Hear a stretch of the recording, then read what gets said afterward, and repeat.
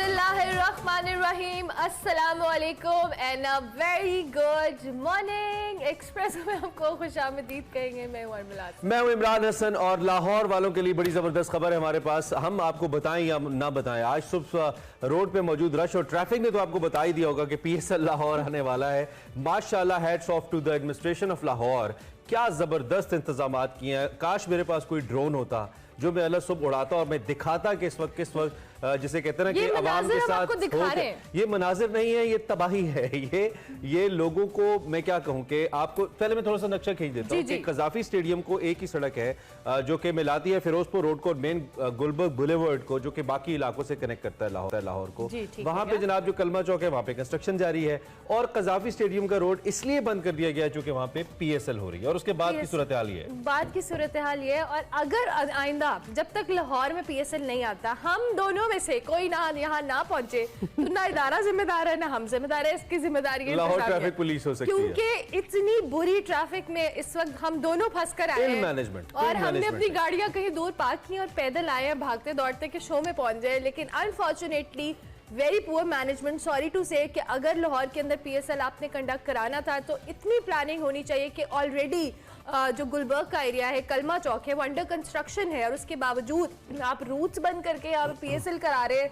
क्या बात है जनाब, क्या सलाम है। कोई हर्ज नहीं थी लेकिन कोई अल्टरनेटिव प्लान तो होता ना हमें मसला नहीं है। एग्जैक्टली और इस वक्त इतना ज्यादा रश है, आपको बताते भी हम चलेंगे। हम स्पेसिफिकली लाहौर की बात कर रहे हैं। अगर आप लाहौर की मेन आर्टरी की तरफ कलमा चौक की तरफ आप आ रहे हैं, आगे आपने पंजाब यूनिवर्सिटी वगैरह की तरफ जाना है, बच्चे स्कूल एम्बुलेंसेस स्टक है यहाँ पे और ये it's kind of real ill management जिसे कहा जाता है वो है। और लाहौर की इंतजामिया पे बहुत बड़ी जिम्मेदारी है कि इसको सॉर्ट आउट करें, क्योंकि कंस्ट्रक्शन की वजह से पहली सूरत हाल इतनी स्टक हो जाती थी यहाँ पे, अब कंस्ट्रक्शन की वजह से बुरे हालात। अगर आप किसी से पूछ लें, किसी ट्रैफिक वार्डन से, बाजी तुसी उत्थों चले जाओ ना, उत्थे तो रास्ता खुला है, जो उत्थों जाओ ते उत्थे रास्ता बंद है, तो कितने जाइए ऐसी। तो बहुत बुरी मैनेजमेंट है ट्रैफिक की इस वक्त लाहौर में और तकरीबन पूरा लाहौर इसकी वजह से ट्रैफिक के दबाव में है और जो अथॉरिटीज हैं they're suppose to take serious action. अगर ये नहीं लेंगे तो बहुत से लोग बहुत सफर करेंगे और एम्बुलेंसेस के अंदर हम बात हो सकती है लोगों की, बच्चे स्कूल से लेट हो रहे हैं, लोग ऑफिस में पहुंच पा रहे हैं, पेपर्स हैं उनका मामला है। और दूसरी जानिब अब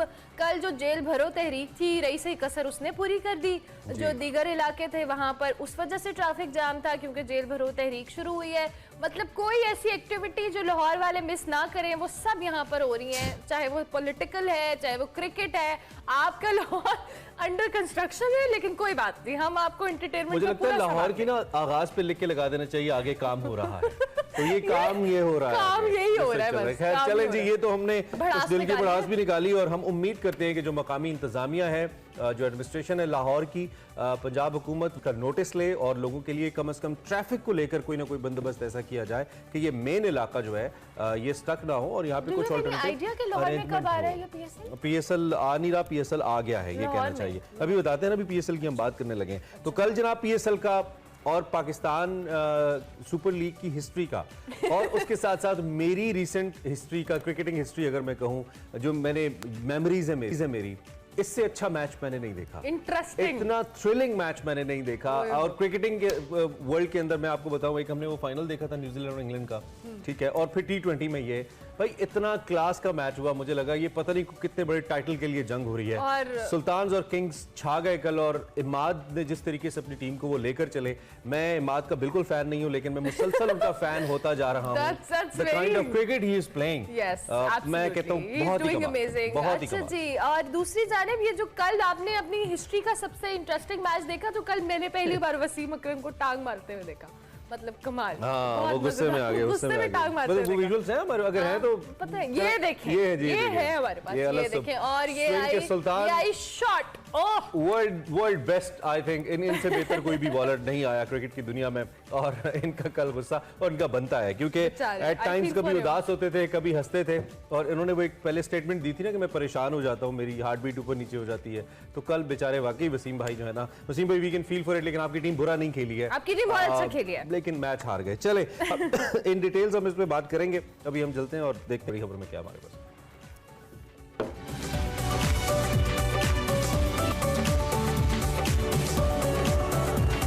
जी जनाब, तहरीक इंसाफ इंसाफ की बड़ी खबर में आपको बताएंगे। जेल भरो तहरीक जारी है। पहले मरहले में पीटीआई के सीनियर रहनुमा शाह महमूद कुरैशी साहब, असद उमर साहब, आजम सबाती, एजाज चौधरी, सेनेटर वलीद इकबाल, उमर सरफराज चीमा, उन्होंने गिरफ्तारी दे दी है। इसके साथ साथ 200 कारकुनों ने भी गिरफ्तारियां देनी थी, मगर इस हवाले से कोई कंफर्म इतलात सामने नहीं आई कि कितने कारकुनों ने गिरफ्तारी की ट्वीट है कि 80 लोगों का रिकॉर्ड है, 80 लोग। एक मौके पर भी देखने आया, जो कि कामयाबी नहीं है इस तहरीक की। अच्छा जी, एक मौके पर यह भी देखने में आया कि लाहौर पुलिस ने पीटीआई कारकुनों को बम्पर ऑफर दी और लाउड स्पीकर पर उन्होंने ऐलानात किए। अच्छा एक सेकंड, ये हमारे पास है, आपको पता है, ये हम सुनवा भी सकते हैं। यार प्लीज सुना ये जरा सुनाइए, ये सुनाइए।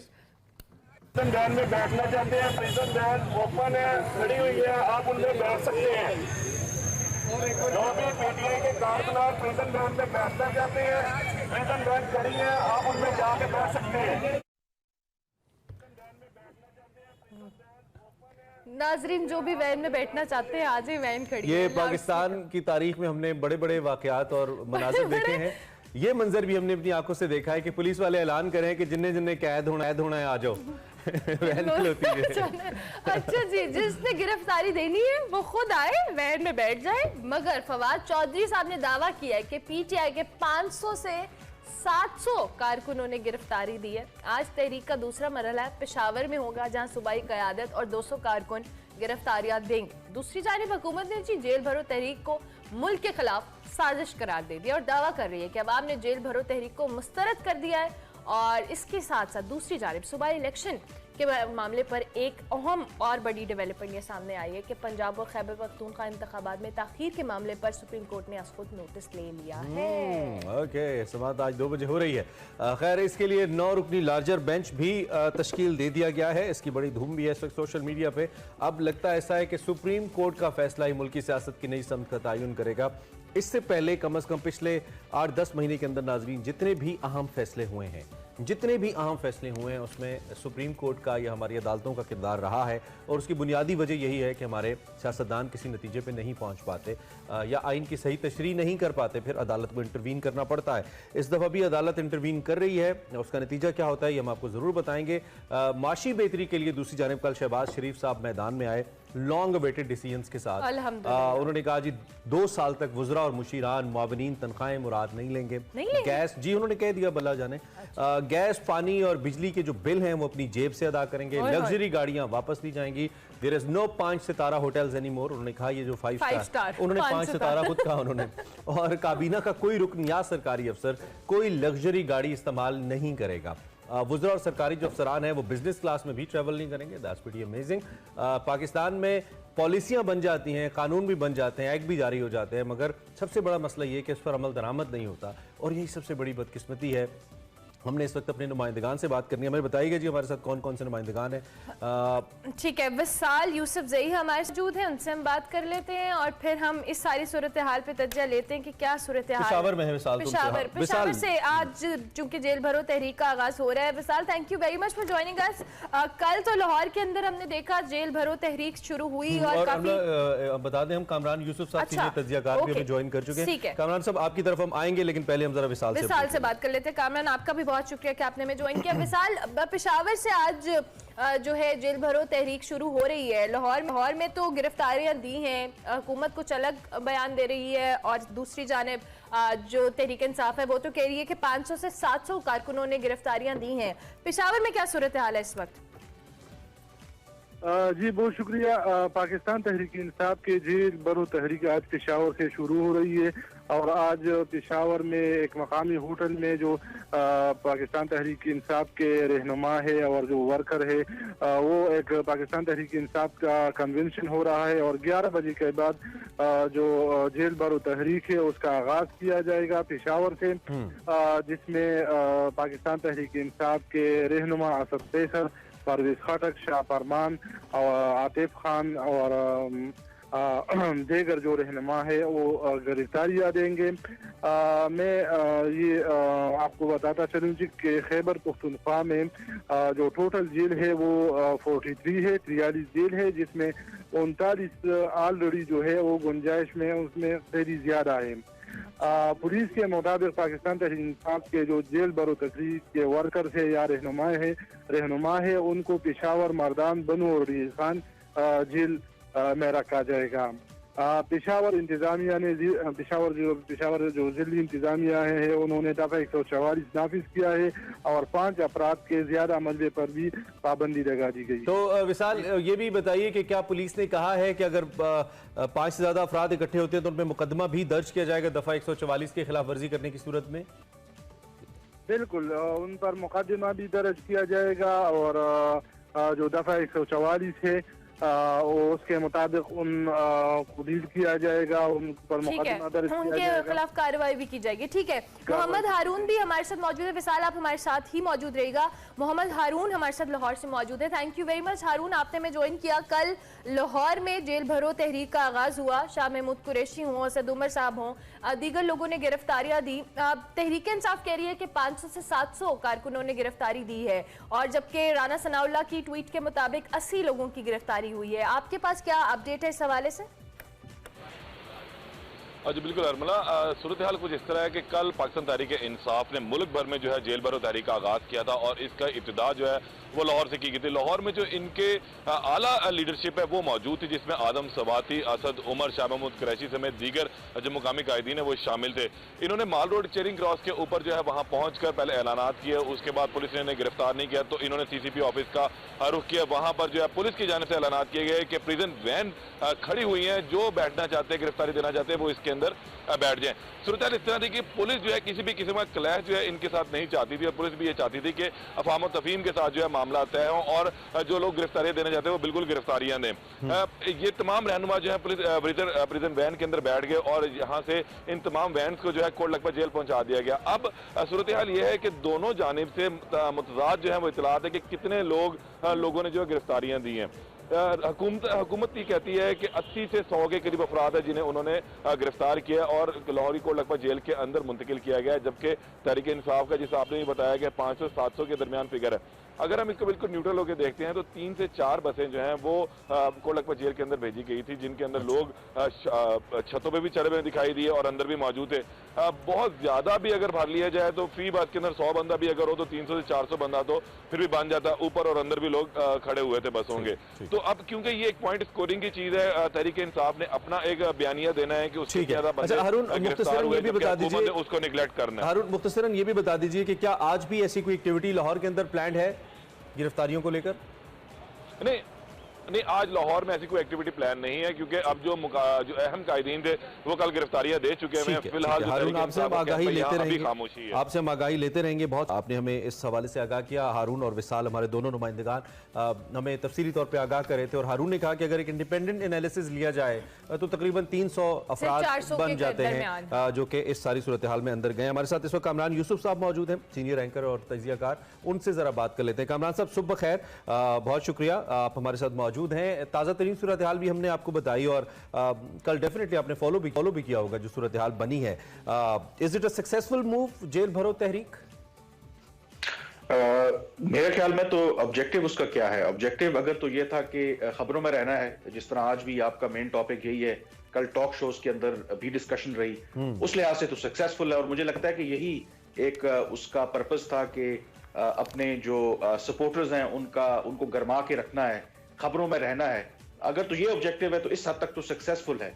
लेकिन अगर वो जिसको कोट एंड कोट के एक इनकलाब लाना चाहते हैं, एक तब्दीली लाना चाहते हैं, हुकूमत के ऊपर इस तरह का दबाव लाना चाहते हैं कि जिससे उनके वो ऑब्जेक्टिव अचीव हो जाएं कि गवर्नमेंट जो है कबल इस वक्त इलेक्शन का ऐलान कर दे या दूसरे उनके ऑब्जेक्टिव अचीव हो जाएं, वो ऑब्जेक्टिव अचीव होते तो नजर नहीं आते। इनफैक्ट ये जो आइडिया है जेल भरो तहरीक का, मुझे तो यही लगता है कि शायद जब आपके पास आइडियाज खत्म हो जाएं तो बस एक आप कह सकते हैं कि खबरों में रहने के लिए एक एफर्ट जरूर है। और दूसरा, जिस तरीके की मकबूलियत का दावा इमरान खान साहब करते हैं, मतलब कल जो लाहौर में जो कुछ हुआ, मेरे हिसाब से तो जो रिस्पॉन्स था वो एक डिसअपॉइंटिंग था। होना तो ये चाहिए था कि जो पंजाब पुलिस है उनके पास प्रिजन वैन्स, हालांकि वो खुद ऑफर कर रहे थे, वो कम पड़ जानी चाहिए थी। वो खुद उनकी मिन्नतें करते कि खुदारा आप उधर जाए, हमारे पास इतनी जगह नहीं है, हम आपको अकोमोडेट नहीं कर सकते। अगर वो खुद वो माइक्रोफोन लेकर के उनको दावत दे रहे थे कि प्लीज जिसने आना है आए प्रिजन वैन में और बैठे, हम आपको ले जाते हैं जेल में,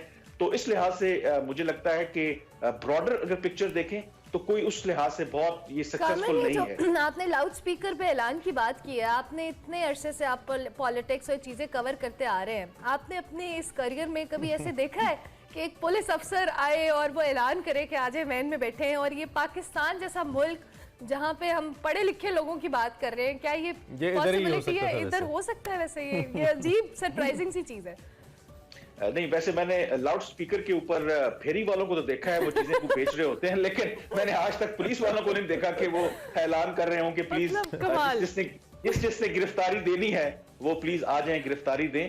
तो वो आपके वो कॉरेस्पॉन्डेंट ने बिल्कुल ठीक कहा कि वो लग ये रहा था कि बड़ा एक अच्छे अंदाज में जिन जिन लोगों ने गिरफ्तारी देनी थी उन्होंने गिरफ्तारी दी, पुलिस के साथ उन्होंने ताउन किया, पुलिस ने उनके साथ भी कोई उस तरह की जोर जबरदस्ती नहीं की। तो एक अच्छे अंदाज में मेरे ख्याल में एंटरटेनिंग शो जरूर था, लेकिन ब्रॉडर अगर वो पिक्चर देखें तो मुझे नहीं लगता कि तो कमरान, इससे पहले जो राना सनाब कह रहे थे कि आ जाओ हमने तैयारी की हुई है, वो तैयारी कहीं आपको नजर आई या वो महज डरावा दे रहे थे कि लोग आए ना? चूंकि कल उन्होंने एक ट्वीट किया था जिसमें उन्होंने कहा था कि जी कैरेक्टर सर्टिफिकेट के ऊपर भी हम लिखेंगे, जो लोग गिरफ्तारी देंगे उनका एक ट्रैक रिकॉर्ड बन जाएगा, और वो ऑब्वियसली रिकॉर्ड आपको हर्ट करता है डिफरेंट जगहों के ऊपर, इवन अगर आपने बाहर वगैरह भी ट्रैवल करना हो।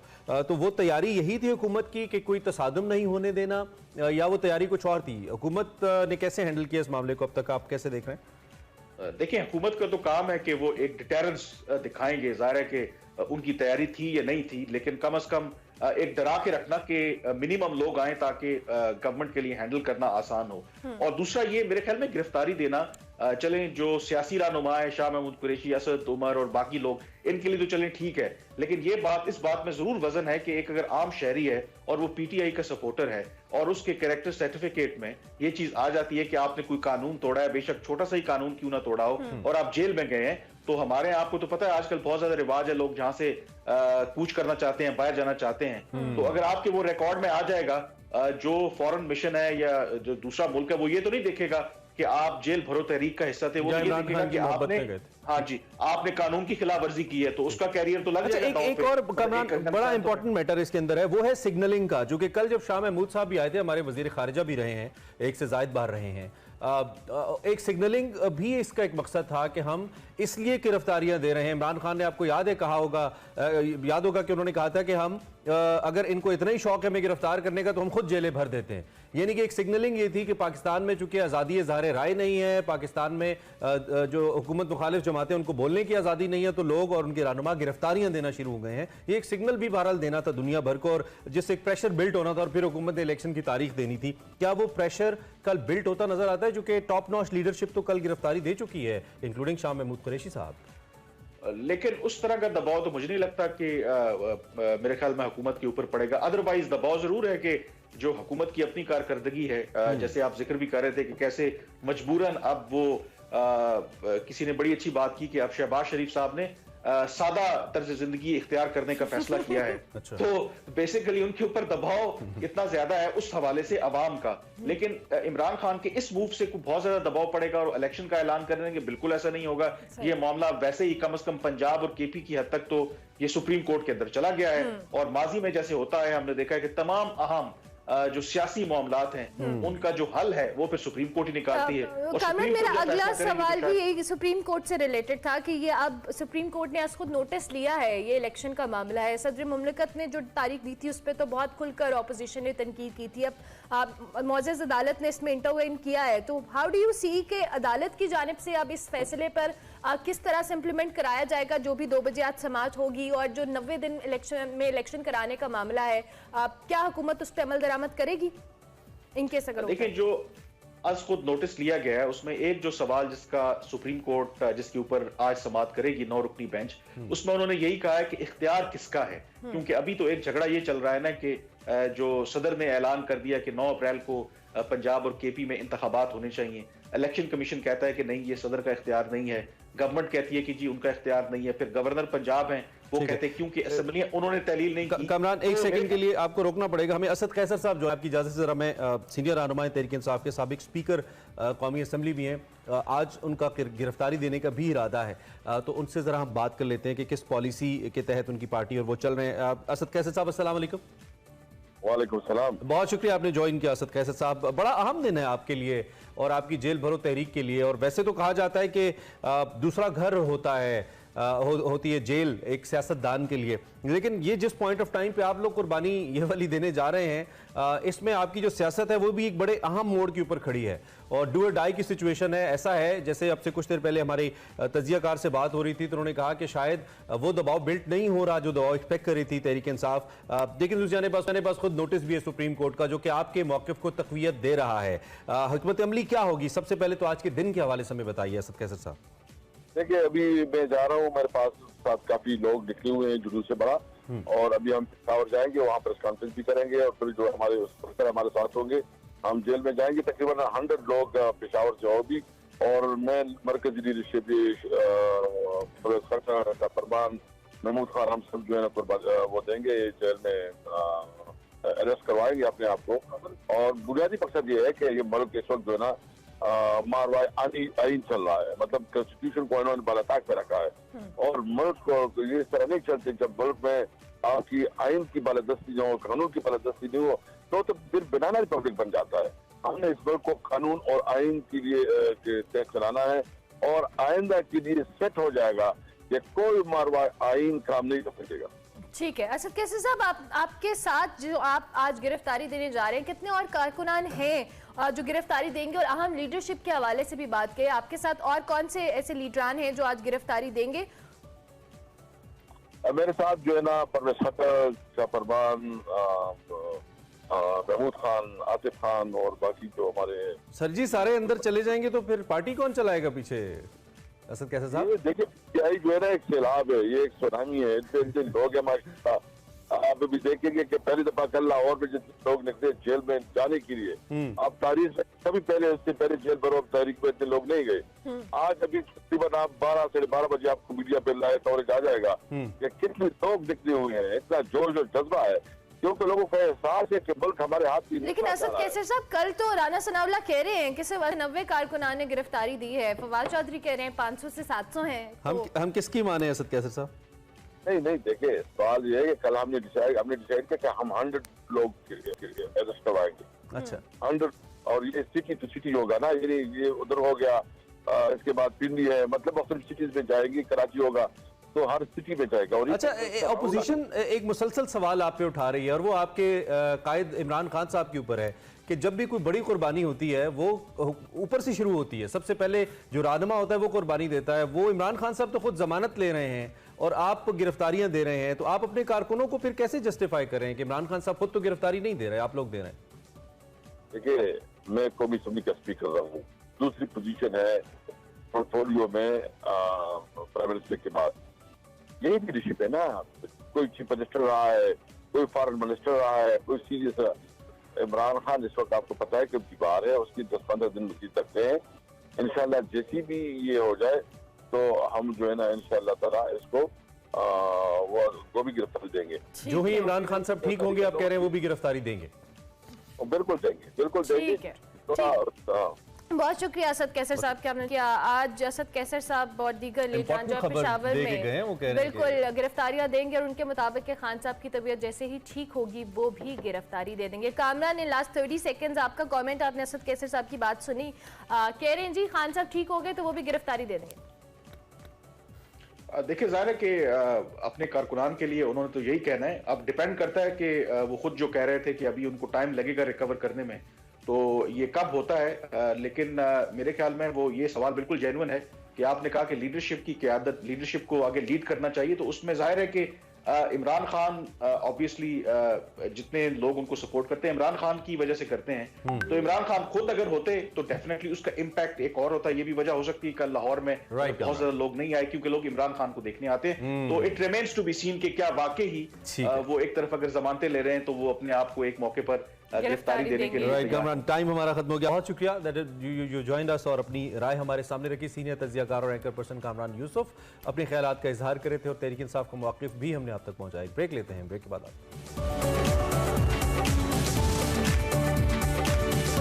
Welcome back to espresso. चलें, ये भी ठीक है।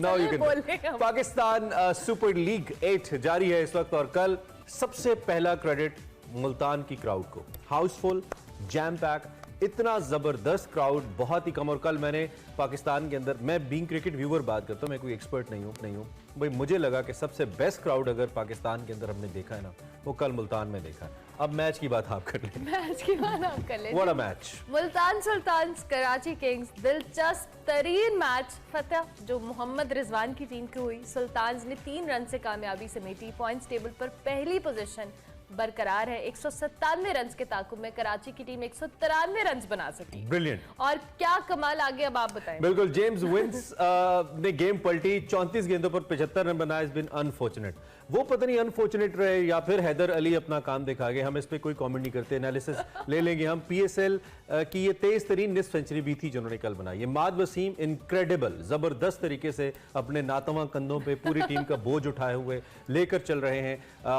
लेकिन दूसरी जानिब जो मोहम्मद रिजवान है ना मुल्तान के, उनकी कंसिस्टेंसी में कमी नहीं आ रही है। कंसिस्टेंसी का दूसरा नाम रिजवान है, और जिस तरीके से वो इन्वॉल्व हैं, जिस तरीके से कल बॉलिंग चेंजेस उन्होंने किए हैं, I mean that's been amazing. Match के हाइलाइट्स हम आपको पहले बता चुके हैं। हम लाहौर के हवाले से थोड़ा सा आपको बात कर लेते हैं, चूंकि लाहौर वाले इस वक्त जो ताज़ा तरीन सूरत हाल है, जब ये पीएसएल की अगली लेग यहाँ पे आ रही है 26 से, लाहौर वाले इसमें सख्त ख्वार हो गए हैं। गजाफी स्टेडियम का गेट बंद हो गया है, वहाँ पे रश लगा है, गाड़ियों की लंबी लाइनें हैं, और इंतजामिया ने हिकमत अमली के बगैर ऐसा लगता है कि इवेंट का शेड्यूल दे दिया है। कलमा चौक बवजह तामीर बंद है और ये बवजह पीएसएल बंद है। तो ये सूरत हाल हो रही है, और इस पे हम एनालिसिस क्रिकेट पे फिलहाल ले लेते हैं। सैयद अवैस मौजूद हैं। Awais, thank you very much for joining us. Good morning. कल के मैच के बाद आप बहुत खुश तो होंगे और आपने मैच को एंजॉय भी किया होगा। जरा शॉर्टली अपना तज्जिया दें, आगाज करें, कैसा लगा आपको? Mother of all PSL matches, कैसा लगा आपका मैच? अस्सलाम वालेकुम। अगर मैं शायद ड्रेसिंग रूम, अगर कराची किंग्स का हिस्सा होता तो खुदा की कसम ड्रेसिंग रूम में आ जाता वसीम अकरम की शक्ल देख जो हालात थे हाँ। लेकिन ये था कि आपको, क्योंकि एक अच्छी बात होती है कि जिस तरीके से पाकिस्तान सुपर लीग के मैचेस इस पर जारी हैं, और आपको पता है जैसे आपने भी काफी अगली लेग स्टार्ट हो जानी लाहौर और पिंडी की, और लेकिन जो कल का मैच हुआ है, the mother of all matches मैं कहता हूँ, लीग मैचेस, क्योंकि आज तक मैंने इतना एक्साइटिंग लीग मैच कभी जिंदगी में नहीं देखा। कल आपको पता अप्स एंड डाउन होते रहे हैं, हम पार्ट भी रहते हैं लीग क्रिकेट का, लेकिन जो कल हुआ है, इमाद वसीम को देखें, जो भी मामला कराची किंग्स के रहे हैं, लेकिन इमाद वसीम को मैं अप्रिशिएट करना चाहूंगा कि इमाद वसीम की बड़ी कल जबरदस्त परफॉर्मेंस रही है। बेशक रिजवान ने 110 स्कोर किया, शान मसूद ने 51 ऑड रन किए, लेकिन कराची किंग्स का जिस तरीके का स्टार्ट था इमाद वसीम ने किया, आपको पता है पासा पलट दिया था। लेकिन सिर्फ एक चीज आपकी इमरान में बड़ी अच्छी बात थी कि मुझे कराची किंग्स का डग आउट इतना स्ट्रॉन्ग बैठा हुआ, बाहर वसीम अकरम बैठे हुए, बॉलर्स क्या कर रहे हैं मुझे बिल्कुल आइडिया उस चीज का नहीं होता। हर मैच में आप देखें उनके बॉलर्स का डिक्लाइन ही जा रहा है, कोई कुछ कहीं आपने उनका इंक्रीज देखा नहीं है। लेकिन हैदर अली प्लेटिनियम कैटेगरी में उसको उठाते हो, मुझे याद है मैंने हैदर के साथ काम भी किया, हमारी टीम का ऐसा भी रहा कि जी मैं ओपन करना चाहता हूँ, मैं नीचे खेलना नहीं चाहता, मैं बड़ा रिलैक्स मोड में रहता हूँ, वगैरह वगैरह बात थी। यार अल्लाह के बंदे, जब आपको इतना बड़ा चांस मिला प्लेटिनियम कैटेगरी के अंदर, उसका फायदा उठाओ। मुझे बिल्कुल नजर नहीं आता कि वो क्या कर, उनके दिमाग में क्या बात चल रही है।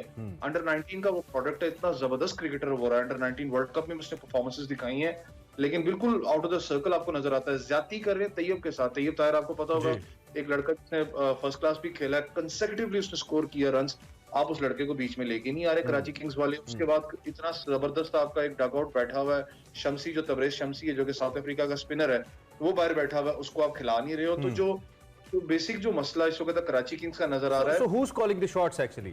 What do you think? वो टीम सेट है, आपको टीम अपना मैनेज करनी पड़ेगी। आपको अभी तक इस चीज को समझ ही नहीं, आप रियलाइज करें कि हमने टीम मैनेजमेंट कैसे यहाँ पर करनी है। क्योंकि बेसिकली तो वैसे हमसे मुराद कराची किंग्स की में, कराची किंग्स तो ये मैच 2 ओवर्स पहले हार चुका था, जिस तरह की सिचुएशन थी। ऑलमोस्ट 2 ओवर्स के अंदर तकरीबन उनको 45-46 रन बाकी थे और कोई चांस लग नहीं रहा था। But this is the beauty of the game of the cricket. जिस तरीके से पासा पलटा, जिस तरीके से एक नो बॉल हुई, उस पर फिर हिट भी लग गई, 6 भी लग गया, फिर ऊपर नीचे वाइट बॉल्स भी हो गई, तो ये तो बेसिकली एक सिचुएशन बन गई। लेकिन अल्टीमेटली मुझे लगता है कि 2 ओवर्स पहले जब बेन कटिंग आउट हुए हैं तो उन्होंने मैच गिव अप कर दिया था। It was sort of a give up. तो हम कोई बहुत ज्यादा क्रेडिट सिवाय इमाद के, जो कि अपनी बेस्ट एफर्ट लगा रहे थे, लोअर ऑर्डर को दे नहीं सकते इस सारी सूरत हाल में। मैंने आपको बताया ना सिवाय इमाद वसीम की, क्योंकि जो एक्सेप्शनल इनिंग्स उसने कल खेली, देखो एक फाइटर की बात होती है ना कि आप कैप्टन इनिंग्स खेलते हो, जो कि बहुत से कप्तान नहीं खेलते। मैं कहता हूं कि उसने जिस तरीके से कल लीड किया, और आई बिलीव फिनिश करना चाहिए था उनको, लेकिन वो नहीं कर पाए।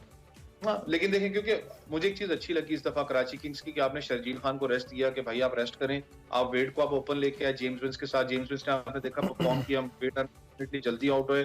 लेकिन जहां पर मैच थोड़ा बहुत अंडर प्रेशर लेके आए थे वो हैदर अली की विकेट थी। अगर शोएब मलिक आपको पता जल्दी आउट हो गए, वहां से कराची अंडर प्रेशर आया। लेकिन इमाद वसीम के साथ मैं खुद कहता हूँ कि शायद बेन कटिंग, क्योंकि उस वक्त देखें टीम की उस वक्त जरूरत थी, आप क्योंकि सिंगल लेके इमाद वसीम को दे नहीं सकते थे, ऑल आउट जाना था बिल्कुल। तो बेन कटिंग को अनफॉर्चुनेट है कि वो आउट हो गए। लेकिन बेन कटिंग ने आपको पता जो छक्का मारा था उससे भी मैच का मोमेंटम चेंज हुआ था कि लगा कि भाई मैच में वापस कराची आ चुका है। लेकिन कराची जो थिंक टैंक बैठा हुआ, फिर मैं कह रहा हूँ जो डग आउट में बैठे हैं उनको लिटरली सोचना पड़ेगा। अभी कराची बाहर नहीं हुई, तीसरे नंबर पर मौजूद है, लेकिन आपको पता है फ्लक्चुएट होता रहता है पॉइंट्स टेबल। अगर अच्छी टीम जीत जाती है अगला मैच, क्योंकि इनका रावलपिंडी में एक तरीको पेशावर ज़ल्मी के खिलाफ है, और आपको पेशावर ज़ल्मी का भी आपको पता है कि अभी तक जो पेशावर ज़ल्मी की परफॉर्मेंस थी कोई इतनी खास नहीं रही। पिछले मैच में भी जिमे निशम नीचे आके मार गए थे स्कोर, वरना याद होगा इमरान भाई पेशावर ज़ल्मी बिल्कुल नीचे लग गई हुई थी पेशावर ज़ल्मी। ठीक है। अच्छा अब वैसे मैं बस टाइम कम हम चाहेंगे जरा मुल्तान सुल्तान्स की भी बात कर लें, मोहम्मद रिजवान की सेंचुरी की बात कर लें, और फिर आज चूंकि इस्लामाबाद और पेशावर का मैच भी है, इमरान की टीम है, तो उसमें भी हमें तज्जिया लेना है। लेकिन पहले मुल्तान सुल्तान्स की और मोहम्मद रिजवान की जो सेंचुरी है उस पर कॉमेंट कीजिएगा। देखिए नो डाउटली क्योंकि जिस तरीके से मुल्तान खेल रही है मेरे लिए फेवरेट्स है इस दफा क्लिंच करने में टाइटल, क्योंकि आपने देखा बैक टू बैक उनके स्कोर, उनका बेसिकली जो थिंक टैंक बैठा हुआ है, साथ में उनकी जो बॉलिंग यूनिट है बैटिंग के साथ परफॉर्म कर रही है। आपने देखा होगा कि जेल्ड अप यूनिट आपको नजर यहाँ पर आ रहा है। बेशक शाहनवाज धानी यहाँ से गए, अब्बास अफरीदी कल आपने देखा होगा उसको मार पड़ी थी, यंगस्टर है, प्रेशर फील होता है, लेकिन रिजवान की जो कैप्टनसी थी देखें बिल्कुल काम रहे हैं। मैंने नहीं देखा उनको चीखते हुए उसके बॉलर के ऊपर, जो भी मामला थे रिलैक्स हैं। वो फील्डर्स को यहाँ तक कह रहे थे पोलार्ड वगैरह को कि रिलैक्स रखो, इसको अपनी नेचुरल जो बॉल है इसको करने दो। वही चीज आपको कैप्टन जोन्स है वो करता है। फिर बैटिंग के अंदर आप देखें जिस तरीके से वो मोमेंटम कैरी ऑन कर रहे हैं, चाहे पाकिस्तान टीम के लिए करते थे, इसके लिए कर रहे हैं, मुल्तान के लिए 110 रन उन्होंने स्कोर किए 64 बॉल्स में, तो ये बड़ी एक अचीवमेंट होती है कैप्टन जिस तरीके से लीड। अब मुझे लगता है कि बाबर के ऊपर भी जिम्मेदारी आ गई है कि वो 100 गढ़ दें, क्या कहते हैं, जोड़ दें। इस पीएसएल के अंदर ये बड़ी एक्साइटमेंट है कि देखें पेशावर ज़ल्मी की अगर हम बात करें, मैं किसी को क्रिटिसाइज नहीं कर रहा, लेकिन यार अब बहुत से प्लेयर्स के ऊपर ना ये तनकीद भी हो रही है और राइट भी हो रही है कि यार आप देखें, चाहे सरफराज की बात कर ले, चाहे दूसरों की बात करें, यार कैप्टन है, आप क्या कर रहे हैं अपनी परफॉर्मेंसेस के साथ। राइट वैसे टाइम हमारा खत्म हो गया। आपका बहुत शुक्रिया आपके तज्जिए के लिए, आपके के लिए भी क्योंकि जज्बात तो हमारे बहरहाल कॉमन है ना, बीइंग क्रिकेट एंथुसियास्ट। और दूसरी जानिब बहुत ब्यूटीफुल गेम ऑफ क्रिकेट, मैं कहता हूँ इतनी ज़बरदस्त लीग, और अगर किसी ने पीएसएल लीग नहीं देखी और वो क्रिकेट का फैन है दुनिया में कहीं भी, he is missing something great I must say. तो आज का मैच भी उम्मीद करते हैं जी बहुत अच्छा होगा। हम तज्जिए अपने जारी रखेंगे, एक ब्रेक लेते हैं, ब्रेक के बाद वेलकम बैक टू एक्सप्रेसो। अब आपकी मुलाकात करवाएंगे एक्सप्रेसो हीरो से। हरिपुर से ताल्लुक रखने वाले सैयद ज़मीर शाह ने अमेरिका में इस्लामी खताती के मुकाबले में अमेरिका का सदारती अवार्ड और $250 का नकद इनाम अपने नाम किया है। सैयद ज़मीर शाह ने जी अमेरिका में होने वाली इस्लामी खताती के ऑनलाइन इंटरनेशनल मुकाबले में हिस्सा लिया। इस मुकाबले की बात की जाए तो इसमें पाकिस्तान समेत 19 ममालिक के लोगों ने हिस्सा लिया, और सैयद ज़मीर शाह के फनपारों को दुनिया भर में पजीराई मिल रही है इस वक्त। और इससे कबल भी अगर बात की जाए तो पाकिस्तान में कई एजाज़ अपने नाम कर चुके हैं। और इस्लामी खताती के हवाले से इमरान, पाकिस्तान और पाकिस्तानी जो हैं बड़ा अच्छा काम कर रहे हैं। कैलीग्राफी एक बड़ा मुश्किल आर्ट है, और इससे पहले भी हम कई कैलीग्राफी जो करते आर्टिस्ट हैं उनसे आपकी मुलाकात करवा चुके हैं। सैयद ज़मीर ने भी ऑनलाइन ये मुकाबला था अमेरिका के अंदर हुआ, इस मुकाबले में हिस्सा लिया। 19 ममालिक के जो लोग थे वो इसमें पार्टिसिपेट कर रहे थे और इसमें इन्होंने अवार्ड। सैयद ज़मीर शाह हैं हमारे साथ। अच्छा, हम कोशिश करते हैं उनसे हम रब्ता करें और उनसे हम जानने की कोशिश करें। इस का ताल्लुक़ यकीनी तौर पे इस्लाम की तारीख़ से भी है। तारीख़ी तौर पर जो मुसलमान इससे पहले ख़त्तात हैं बहुत बड़े बड़े वो तारीख़ में गुजरे हैं, और हमारा एक सकाफ़ती वर्सा भी है हम जिसको लेकर चल रहे हैं। तो सैयद ज़मीर शाह जैसे जो फ़नकार हैं या जो आर्टिस्ट हैं, जो ख़त्तात हैं, ये बहुत बड़ा असासा है। और आपको याद होगा हमने इससे पहले भी वासिल हमारे शो में आ चुके हैं जो कि बहुत अच्छा काम कर रहे हैं। सदारती सतह के ऊपर उनके काम को सराहा भी गया है और बैनुल-अक़वामी सतह पे भी उनके काम की बड़ी पजीराई है। और इसी तरीके से दीगर जो आर्टिस्ट हैं हम कोशिश करते हैं कि गाहे गाहे हमारे प्रोग्राम में आते हैं। इमरान, इसमें मुख्तलिफ तरह की कैलीग्राफी होती है जिसमें मुख्तलिफ आर्ट वर्क इस्तेमाल करते हैं। कुछ लोग सोने के फॉइल के साथ गोल्ड प्लेटेड या इस तरह की चीज़ों को भी इस्तेमाल करते हैं, कुछ कलर्स का इस्तेमाल करते हैं, कुछ ग्लास के ऊपर कैलीग्राफी करते हैं। ग्लास के ऊपर कैलीग्राफी इत्सेल्फ बहुत एक मुश्किल आर्ट है, और जो लोग आर्ट्स पढ़ते हैं उनको आइडिया है कि इस तरह की आर्ट वर्क करना। और कैलीग्राफी में जो आपका फॉन्ट होता है उसमें मुख्तलिफ तरह के अंदाज होते हैं, और जो भी अब आर्टिस्ट होता है उसकी एक अपनी पहचान होती है, एक अपनी यूनिकनेस होती है। जैसे वसाल की आपने बात की, वो गोल्ड के फॉइल के साथ करते हैं कैलीग्राफी, और इट्सल्फ उसके साथ करना एक बहुत टेक्निकल और बहुत एक बारीक बीनी का काम है जो किया जाता है। तो पाकिस्तान के अंदर ऐसे बहुत सारे आर्टिस्ट हैं जो मुख्तलिफ फोरम्स के ऊपर ये कर रहे हैं। जी बिल्कुल, और हम कोशिश करेंगे कि हमारा राब्ता भी हो। सैयद ज़मीर शाह साहब से कुछ देर पहले हमारे साथ मौजूद थे लेकिन लाइन उनकी ड्रॉप हुई, so we just trying to get connected again, और फिर ताकि हम उनसे बात करें। अच्छा, एक चीज़ जो बड़ी अहम है मैं वो करना चाह रहा था कि बच्चों के हवाले से, बच्चों के अंदर इस शौक की जो तरवीज है वो बड़ी ज़रूरी है। स्कूल्स के अंदर यूजुअली हमारे बहुत सारे स्कूल्स के अंदर सिर्फ तालीम पे तो तवज्जो दी जाती है, और सरकारी स्कूल में तो खैर सभी होता ही है, हमें नहीं मालूम कि कोई एक्स्ट्रा करिकुलर एक्टिविटीज़ पे इतना तवज्जो दी जाती है। मैं खुद भी सरकारी स्कूल में पढ़ा हूँ तो मुझे पता है कि हालात कुछ बहुत अच्छे नहीं हैं। तो स्कूल्स के अंदर बच्चों में, और फिर वालिदैन इटसेल्फ, बच्चे जब ग्रो कर रहे होते हैं, बच्चे छोटे हैं, वालिदैन की तरफ से भी ऐसे मुख्तलिफ किस्म की एक्टिविटीज़ के बारे में उनको आगाही देना, उनको वो सामान फराहम करना, और फिर उनका जहन बनाना कि उनके अंदर कोई ना कोई आर्ट पनपे, जन्म ले, बढ़े आगे, ये बड़ा ज़रूरी है। बहुत सारे लोग होते हैं अर्मिला जो कि बचपन से ब्लेस्ड होते हैं to have some artistic skills, जैसे आपकी स्केचिंग है या आर्ट है। इस वक्त में सैयद ज़मीर शाह हमारे साथ मौजूद है। ज़मीर, बहुत आपने हमें ज्वाइन किया। सबसे पहले तो अपनी कैलीग्राफी के हवाले से बताएं। आपको अमेरिका में सदारती अवार्ड भी मिला, आपको इनाम भी मिला, ये आपने पार्टिसिपेट कैसे किया और कब से कैलीग्राफी कर रहे हैं आप? जी बिस्मिल्लाहिर्रहमानिर्रहीम, आपको बहुत शुक्रिया लाइव लेने के लिए। इस कैलीग्राफी कंपटीशन को मैंने ज्वाइन किया है ऑनलाइन इस्लामिक आर्ट सोसाइटी के ज़रिए एहतमाम। जी जी, हेलो, जी आप जारी रखिए। जी आ रही है, जारी रखिए। तो दौरे जदीद के अंदर ये जितने भी कंपटीशन वगैरह हैं, ये फिजिकली हमें कहीं जाकर पार्टिसिपेट करने की जरूरत नहीं पड़ती। ऑनलाइन ही हम अपना काम जो है वो सबमिट करवाते हैं। काम करने की तस्वीर, काम करने की अपना बायोडाटा और अच्छी रेजोल्यूशन में फ्रंट से अपनी पेंटिंग की पिक्चर्स वगैरह सेंड करते हैं। तो अल्हम्दुलिल्लाह इस दफ़ा ये चौथा और स्पेशल अवार्ड जो था, जिसे आप कह सकते हैं प्रेसिडेंशियल अवार्ड, ये अल्हम्दुलिल्लाह हमारे नाम हुआ है। अच्छा ज़मीर, ये बताएं, आपका जो एक हर आर्टिस्ट की एक डिफरेंट फॉरम होता है या डिफरेंट तरह का वो प्लेटफॉर्म यूज़ करता है अपनी आर्ट को लेकर, आपके आर्ट के अंदर क्या या कैलीग्राफी के अंदर ऐसी क्या स्पेसिफिक चीज़ है जो यूनिकनेस है जो सिर्फ आप ही करते हैं और दीगर लोग नहीं करते? मैडम, आप मेरे काम में आपको दो चीज़ें अहम नजर आएंगी। एक तो इस्लामिक कल्चर, जो एक दो इसकी शोबे हैं, एक है ट्रेडिशनल, एक है मॉडर्न कैलीग्राफी। और सो मेरे वाले काम के अंदर आपको दोनों चीजें मर्ज हुई नजर आएंगी। अच्छा, फर्स्ट नाम याफ्ता और सेकंड नाम याफ्ता, और थर्ड जो वहाँ पर अमेरिका में हुई हैं, फर्स्ट सेकंड थर्ड पेंटिंग्स आई हैं, वो तीनों की तीनों ट्रेडिशनल पे थी। और उन्होंने चौथा अवार्ड मेरे लिए स्पेशल अवार्ड रखा है, प्रेसिडेंशियल अवार्ड, जो मॉडर्न और ट्रेडिशनल दोनों पर मुश्तमिल था। मेरी पेंटिंग जो 4 ज़रबे 6 फीट में थी। ठीक है, ब्लैक कलर। ठीक है, आप चूंकि काम कर रहे हैं, हम चाहते हैं कि आपके इस काम की वजह से देखने वालों को भी फ़ायदा हो, तो कैसे कैलीग्राफी को हम प्रमोट कर सकते हैं, कैसे हमारे बच्चे इसको सीख सकते हैं, और ये कितना ज़रूरी है इस आर्ट की अहमियत के हवाले से इन दी एंड कुछ भी ऐड कीजिए Zameer Shah. Sir, being a teacher, और फिर टीचर में भी वो चूँकि शोबा मेरा ड्राइंग से रिलेटेड है, ड्राइंग का ही टीचर हूँ, KPK हरीपुर से मेरा ताल्लुक है। तो हमारी कोशिश होगी कि, बल्कि मैं अपने तमाम दोस्तों को भी कहता हूँ जो ड्राइंग टीचर से वाबस्ता हैं, कि अपने बच्चों को बेहतर से बेहतर आर्ट की तालीम दें। उसमें मंजरकशी है, कैलीग्राफी है, मॉडलिंग है, डिजाइन हैं। तो बड़ी मेहनत के साथ आपने तस्वीर देखी होगी अपने बच्चों के साथ, जितने स्कूलों में मैं रहा हूँ, तो अच्छी से अच्छी मेहनत उनके साथ की है, और वो बच्चे भी अच्छी तरह से अच्छे शोबों के अंदर भी हैं। और मजे की बात ये अमेरिका में अभी ये नुमाइश हुई है, मेरे दाएं बाएं 2 पेंटिंग्स पड़ी हुई हैं जी। ये जिन बच्चों की हैं, जल्दी से अगर आप दिखा सके, दिखाना चाहेंगे तो जल्दी से दिखा दीजिए, 20 सेकंड्स। ठीक है सर, ये 8 जमात का स्टूडेंट है, अल्हम्दुलिल्लाह ये उसकी पेंटिंग है। वाओ, 8 जमात में से, और एक और लड़का है ये 10th का, ये भी अल्हम्दुलिल्लाह वेरी नाइस, क्या बात है। तो ये मजे की बात है कि इन बच्चों ने ये दोनों पेंटिंग इसी स्कूल के अंदर बैठ के बनाई। Lovely, thank you very much Zameer, बहुत शुक्रिया, बड़ा अच्छा काम कर रहे हैं और आगे आप बच्चों को सिखा भी रहे हैं। ये और अच्छी बात है कि आप अपना आर्ट लोगों के अंदर मुंतकिल कर रहे हैं। सैयद ज़मीर शाह हमारे साथ मौजूद थे, उनसे हम बात करें थे। अभी हम एक ब्रेक लेंगे, ब्रेक के बाद वापस आएंगे।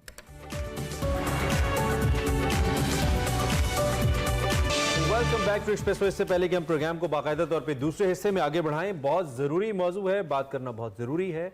हम मुसलसल इस पे बात कर रहे हैं और ये है बलूचिस्तान का वाक़या, जहाँ पे एक मगवी खातून गिरा नाज, जिनके बारे में हमने कल भी बात की थी, उनकी बेटी और बेटा कोलू से बाजियाब करा लिए गए हैं। बारखान वाक़े के बाद जो लेवीज़ है उसकी दुक्की, कोलू और बारखान के मुख्तलिफ इलाकों में कार्रवाइयाँ सामने आई हैं।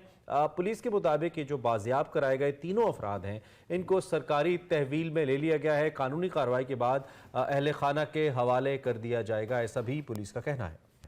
ठीक है, उसके साथ साथ मगवी ख़ानदान के सरबराह के मौके के हवाले से बात कीजिए तो उसने अगवा का जो इल्ज़ाम है सूबाई वज़ीर सरदार अब्दुर्रहमान के ऊपर लगाया था। और ये वाक़या कुछ इस तरह से था कि खातून ने कुरान पाक को हाथ में पकड़कर एक वीडियो बनाई थी और उसमें कहा गया था कि उसकी बच्चों को और उसे कैद में रखा गया, एक निजी जेल के अंदर रखा गया है सरदार अब्दुर्रहमान घिरान की जानिब से। और उसके बाद ये वाक़या पेश आया और फिर उसके जो बच्चे हैं उसके बाद उसके दो बेटों और उस खातून की लाश जो है वो कुएं से बरामद की गई, जिसको बहुत बुरी तरह से मस्क किया गया था, चेहरे पे तेजाब फेंका गया था। और उसके बाद ये वाक़या बहुत ज़्यादा सोशल मीडिया के ऊपर भी आया, लोगों ने इस पर आवाज़ उठाई और कुछ तस्वीर भी आई कल सोशल मीडिया के ऊपर, जिसमें उसके जो बाकी बेटे थे और बच्चे थे वो उनकी जो सरदार अब्दुर्रहमान है उनके पास कैद में थे और उनकी वीडियोज़ और कुछ पिक्चर सामने आई जिसमें उनके बच्चों को देखा जा सकता है। और उसके बाद सरदार अब्दुर्रहमान को हिरासत में जी IG ऑफिस से अब्दुर्रहमान घेतरान जो कि सूबाई वजीर हैं, बाप पार्टी से इनका ताल्लुक है,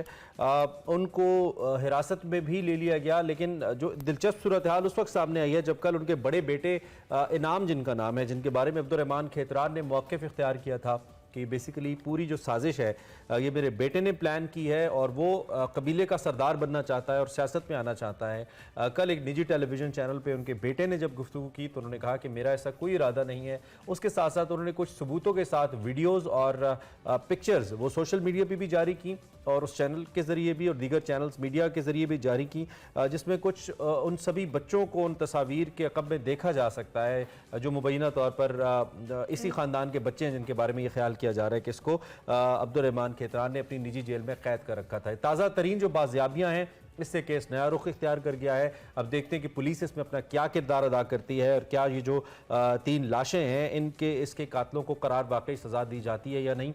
इससे पहले भी हमने देखा है कि जो दूर दराज इलाके हैं, ख़ासतौर पे बलूचिस्तान के या इवन पंजाब, साउथ पंजाब के और सिंध के भी कुछ इलाके, यहाँ पे ये निजी जेलों के वाक़यात ऑफ एंड ऑन आते रहते हैं। लोग अपने तौर पे लोगों को कैद करते हैं, अपने हुकूमत खाने लोगों ने बना रखे हैं। तो इसी तरह का ये वाक़या था। लेकिन इस वक्त आई थिंक अगर इस वाक़े को एक मिसाल बनाया जाए और इसकी साफ शफाफ तहकीकात हो और जो मुजरिमान है उनको सज़ा दी जाए तो ऐसे वाक़यात के तदारुक में मदद मिल सकती है। और इसके साथ साथ ये अपनी नौयत का कोई पहला वाक़या नहीं है, ये वो वाक़या है जो सोशल मीडिया के ऊपर आया और इस खातून ने ये वीडियो जारी की। उसके अलावा ऐसे कई वाक़यात हैं, जिस तरह से इमरान ने भी कहा कि जो पंजाब के हवाले से बात की जाए, बलूचिस्तान की बात की जाए, सिंध की बात की जाए, वहाँ पर इस तरह के कई वाक़यात होते हैं जो शायद ख़बरों में नहीं आते और वहाँ पर इसी तरह से औरतों को, उनके बच्चों को निजी जेलों में रखा जाता है, तशद्दुद का निशाना बनाया जाता है और दीगर मामलात होते हैं वहाँ पर और ज्यादती की जाती है ख़वातीन के साथ। और इनकी बेटी के हवाले से भी इनके शौहर ने इस हवाले से, जो खातून कत्ल की गई, उनकी बेटी के हवाले से कहा जाता है कि उनके साथ भी ज्यादती का उनको निशाना बनाया जाता है। उनके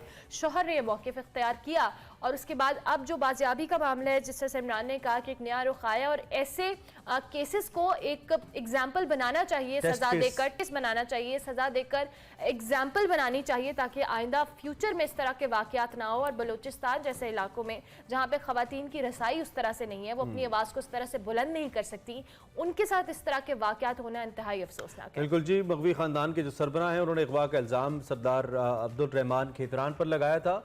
उनको IG ऑफिस से हिरासत में ले लिया गया है। ताज़ा तरीन तस्वीर भी मगवियों की जारी की गई हैं। दूसरी जानिब जो बारखान वाक़या, इसके खिलाफ मैयतों समेत धरना भी जारी है और यहाँ पे भी मुज़ाहिरीन की एक बड़ी तादाद मौजूद है और ये मरी कबीले की तरफ से धरना है। एक तो जो इंतकाल कर गए हैं उनके लिए हमारी दुआएँ हैं और उसके साथ साथ मकामी इंतज़ामिया और हुकूमत के लिए बहुत बड़ा सवालिया निशान है। मर के आपने जवाब देना है, मजलूमों का खून कहीं भी बहता है, हम सब ने जवाब देना है अपनी अपनी कैपेसिटी में। सो जो भी आप कर सकते हैं कीजिए। प्रोग्राम में आगे बढ़ते हैं और अब आपको दिखाएंगे हमारा सेगमेंट सफ़र है शर्त और देखते हैं कि आज इस सेगमेंट पे क्या बात हो रही है।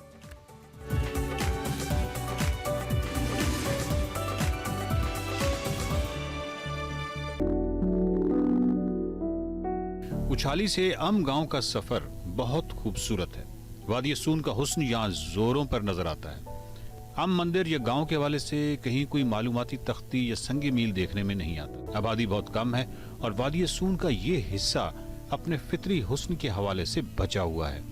इंसानी दखल अंदाजी कम होने की वजह से यहाँ परिंदे अपने फितरी माहौल में पुरएतमाद नजर आते हैं। आमदोरफ्त कम होने की वजह से यहाँ आलूदगी या कचरा नजर नहीं आता। सड़क कहीं टूटी फूटी है और कहीं ठीक है, लेकिन फितरी हुस्न में तसलसल है जो आपके साथ साथ चलता है। अम मंदिर पर नजर पड़ते ही हैरत का वार होता है। एक शानदार इमारत जो बहुत से खत्म होते आसार के दरमियान खड़ी है। ये देखकर मजीद हैरत होती है कि इन इंतहाई कीमती आसार के दरमियान से किसने सड़क निकालने की इजाजत दी। अस्सलाम वालेकुम, आप देख रहे हैं सफ़र शर्त और मैं हूं वकार अहमद। इंसान ने शऊर की मंजिलें कब तय की, इसके बारे में तो कुछ हतमियत से कुछ नहीं कहा जा सकता, लेकिन एक बात जो हतमियत से कही जा सकती है वो ये है कि जैसे ही इंसान ने शऊर की मनाजिल तय की तो उसके साथ ही सख्त सवालात, जिनको आज हम हार्ड क्वेश्चंस कहते हैं, उसको सामना हुआ। ये सख्त सवालात क्या थे? ये सवालात इंसान को दरपेश थे, चाहे वो पुरोहित था, चाहे वो पुजारी था, चाहे वो बुत बख्शू थे। सबको एक ही सवाल दरपेश था कि मैं कौन हूँ और ये मेरे इर्द गिर्द जो कायनात है ये क्या है।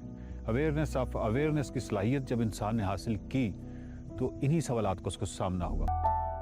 इन सवालात के जवाबात के लिए इंसान को तन्हाई दरकार थी और वो उस तन्हाई की तलाश में मुख्तलिफ जगहों पे गया। पहाड़ों में गया, पहाड़ों की गारों में उसने क्याम किया, वो सहराओं में गया, मुख्तलिफ जगहों पे गया। और क्यों गया? इर्तिकाज करना चाह रहा था, अपनी सोच को मुर्तकिज करना चाह रहा था, फोकस्ड होना चाह रहा था, ये जानने के लिए कि मैं कौन हूँ और मेरे इर्द गिर्द क्या है। और ये मेरे पीछे जो का एक खूबसूरत मंदिर और इसकी खूबसूरत इमारत है, ये बहुत वसी रकबे पे फैली हुई एक इमारत है जिसकी अभी कुछ बाकियात यहाँ बाकी रह गई हैं। वो 40 से 17 किलोमीटर के फासले पर ये खूबसूरत जगह आती है और यहाँ आके आप दंग रह जाते हैं, उस हिस्ट्री का, उस तारीख का हिस्सा बन जाते हैं। यूँ समझिए कि एक टाइम मशीन है जो आपको बुत बख्शुओं और वो पुराने दौर में ले गई जब जंगलों में और पहाड़ों में इंसान सच की तलाश कर रहा था। आज हमें शायद उस तरह के सच की या उस तरह के हार्ड क्वेश्चंस के हवाले से हमारे पास वक्त नहीं है। हम किसी और मादियत में और किसी और मामलात में खो के रह गए हैं। लेकिन आज भी जब आप यहाँ आते हैं तो उन लोगों को दाद देते हैं, उन लोगों के हवाले से आपके जहन में एक इज़्ज़त और तकरीम बढ़ जाती है जब इन खूबसूरत जगहों पे आप आते हैं कि यहाँ पे जो इंतखाब किया गया है इस मंदिर के लिए वो बहुत कमाल है। वो इस वजह से कि यहाँ पे एक मंजर खुलता है और सामने ताहद्दे नज़र एक वैली है जो जिसके इस साइड से भी पहाड़ है और इस साइड पे भी पहाड़ है। और ये हमने यही देखा है गिलगित बल्तिस्तान से लेके और सवात और मुख्तलिफ जगहों पे कि इस तरह की जो बहुत सारी ऐसी इमारत हैं आपको ऐसी जगहों पे मिलती हैं ताकि वहाँ पे लोग जो थे वो इर्तिकाज़ करते थे सच की तलाश के हवाले से। ये एक ऐसी जगह है जहाँ पे आके आपको सबसे पहले एक सवाल का आपको सामना होता है कि यहाँ पे क्या मतलब कोई घनी आबादियाँ थी? अगर घनी आबादियाँ नहीं थी तो इतनी शानदार इमारत किस तरह बनाएगी? और अगर इतनी शानदार इमारत बनाई गई तो इस कदर जो भारी पत्थर हैं वो कहाँ से लाए गए? यहाँ पे बहुत सारे सवालात हैं और यहाँ पे आपको ये भी अंदाज़ा हो जाता है कि ये इमारत जो थी वो बहुत वसी थी और बहुत सारे कमरे और बहुत सारी इमारतें थी, इसका हिस्सा थी और ये मस्मार हो चुकी है और ये थोड़ा सा जो है ये रह गया है। इसके अलावा जो है अगर आप मुख्तलिफ जगहों पे घूमते रहें तो ये पूरा एरिया जो है ये आपको हर जगह पे आसार नज़र आते हैं। सच के मुतलाशी उन्होंने यहाँ क्याम किया और जब आप यहाँ आते हैं, इसके अंदर जाते हैं तो आपके ज़हन में एक चीज़ ज़रूर पैदा होती है कि यहाँ पे वो कौन से हाथ थे जिन्होंने यहाँ पे पत्थर रखे, कौन से हाथ थे जिन्होंने इतना खूबसूरत आर्ट के नमूने जो हैं वो तराशे। ये जो फ़न के आपको नमूने नज़र आते हैं और पत्थरों की तराश खराश नज़र आती है और जो क्राफ्ट नज़र आता है ये कमाल है। और जब आप इसके अंदर जाते हैं तो ये जो इमारत है यकीनन ये बहुत ही अहम तरीन इमारत रही होगी, लेकिन अब हमें कुछ वसूख से इसलिए नहीं कह सकते कि इस पूरे एरिया में अगर ये चीज़ फैली हुई थी तो सबसे बड़ी इमारत कौन सी थी या मरकज़ी इमारत कौन सी थी। बट अगर ये मरकज़ी इमारत थी तो इसके अंदर जैसे ही आप घुसते हैं तो आप ये सोचते हैं यह कौन थे? आज से इतने सैकड़ों बरस पहले वो कौन लोग थे जो इस पुरफिज़ा वादी में, वादी सून सकेसर की इस खूबसूरत आबो हवा में यहाँ पे क़याम करते थे, यहाँ पे रहते थे, यहाँ पे सोचते थे। उनको उनके सच के जवाब मिले या नहीं मिले ये तो मैं नहीं जानता, लेकिन उनकी नीयत, उनकी काविशों को ज़रूर सलाम कि जितने भी पुरानी पाकिस्तान की जो साइट्स हैं, आर्कियोलॉजिकल साइट्स हैं, और स्पेशली जहाँ पे मंदिर हैं या बुद्धिस्ट की जो मुख्तलिफ जगह हैं, जब भी आप ऐसी जगहों पे आते हैं तो बस आप ये समझें कि यही वो बुनियादें हैं। इन्हीं लोगों ने वो बुनियादें फराहम की हैं, ये जो आज आपको तहजीबी तरक्की नज़र आती है और इंसान ने जो पिछले 4-5 हज़ार सालों में तरक्की करते हुए इस सतह पे आया है, तो उसके पीछे यही सोच विचार, यही तजस्सुस कारफरमा नज़र आता है। आम मंदिर की मरकजी इमारत 15 से 20 मीटर बुलंद है। इस इमारत की 3 मंजिलें हैं। ये पत्थर जो है, ये अब इस इमारत में बहुत हद तक, ये जो मरकजी ये वाली इमारत है, इसमें तो सलामत है, बहुत सारी जगहों पे ये पत्थर ख़त्म हो चुका है। हैरत अंगेज, ये सब के सब जो है ये इस इमारत का हिस्सा है और ये बहुत कीमती है। अगर आप इसको पार्किंग बना देते हैं तो खुदा जाने कि इसके नीचे क्या है, और कल आने वाला जो मुहक्किक है वो उस हवाले से उसके लिए रहनुमाई के दरवाजे ही ना बंद कर दें।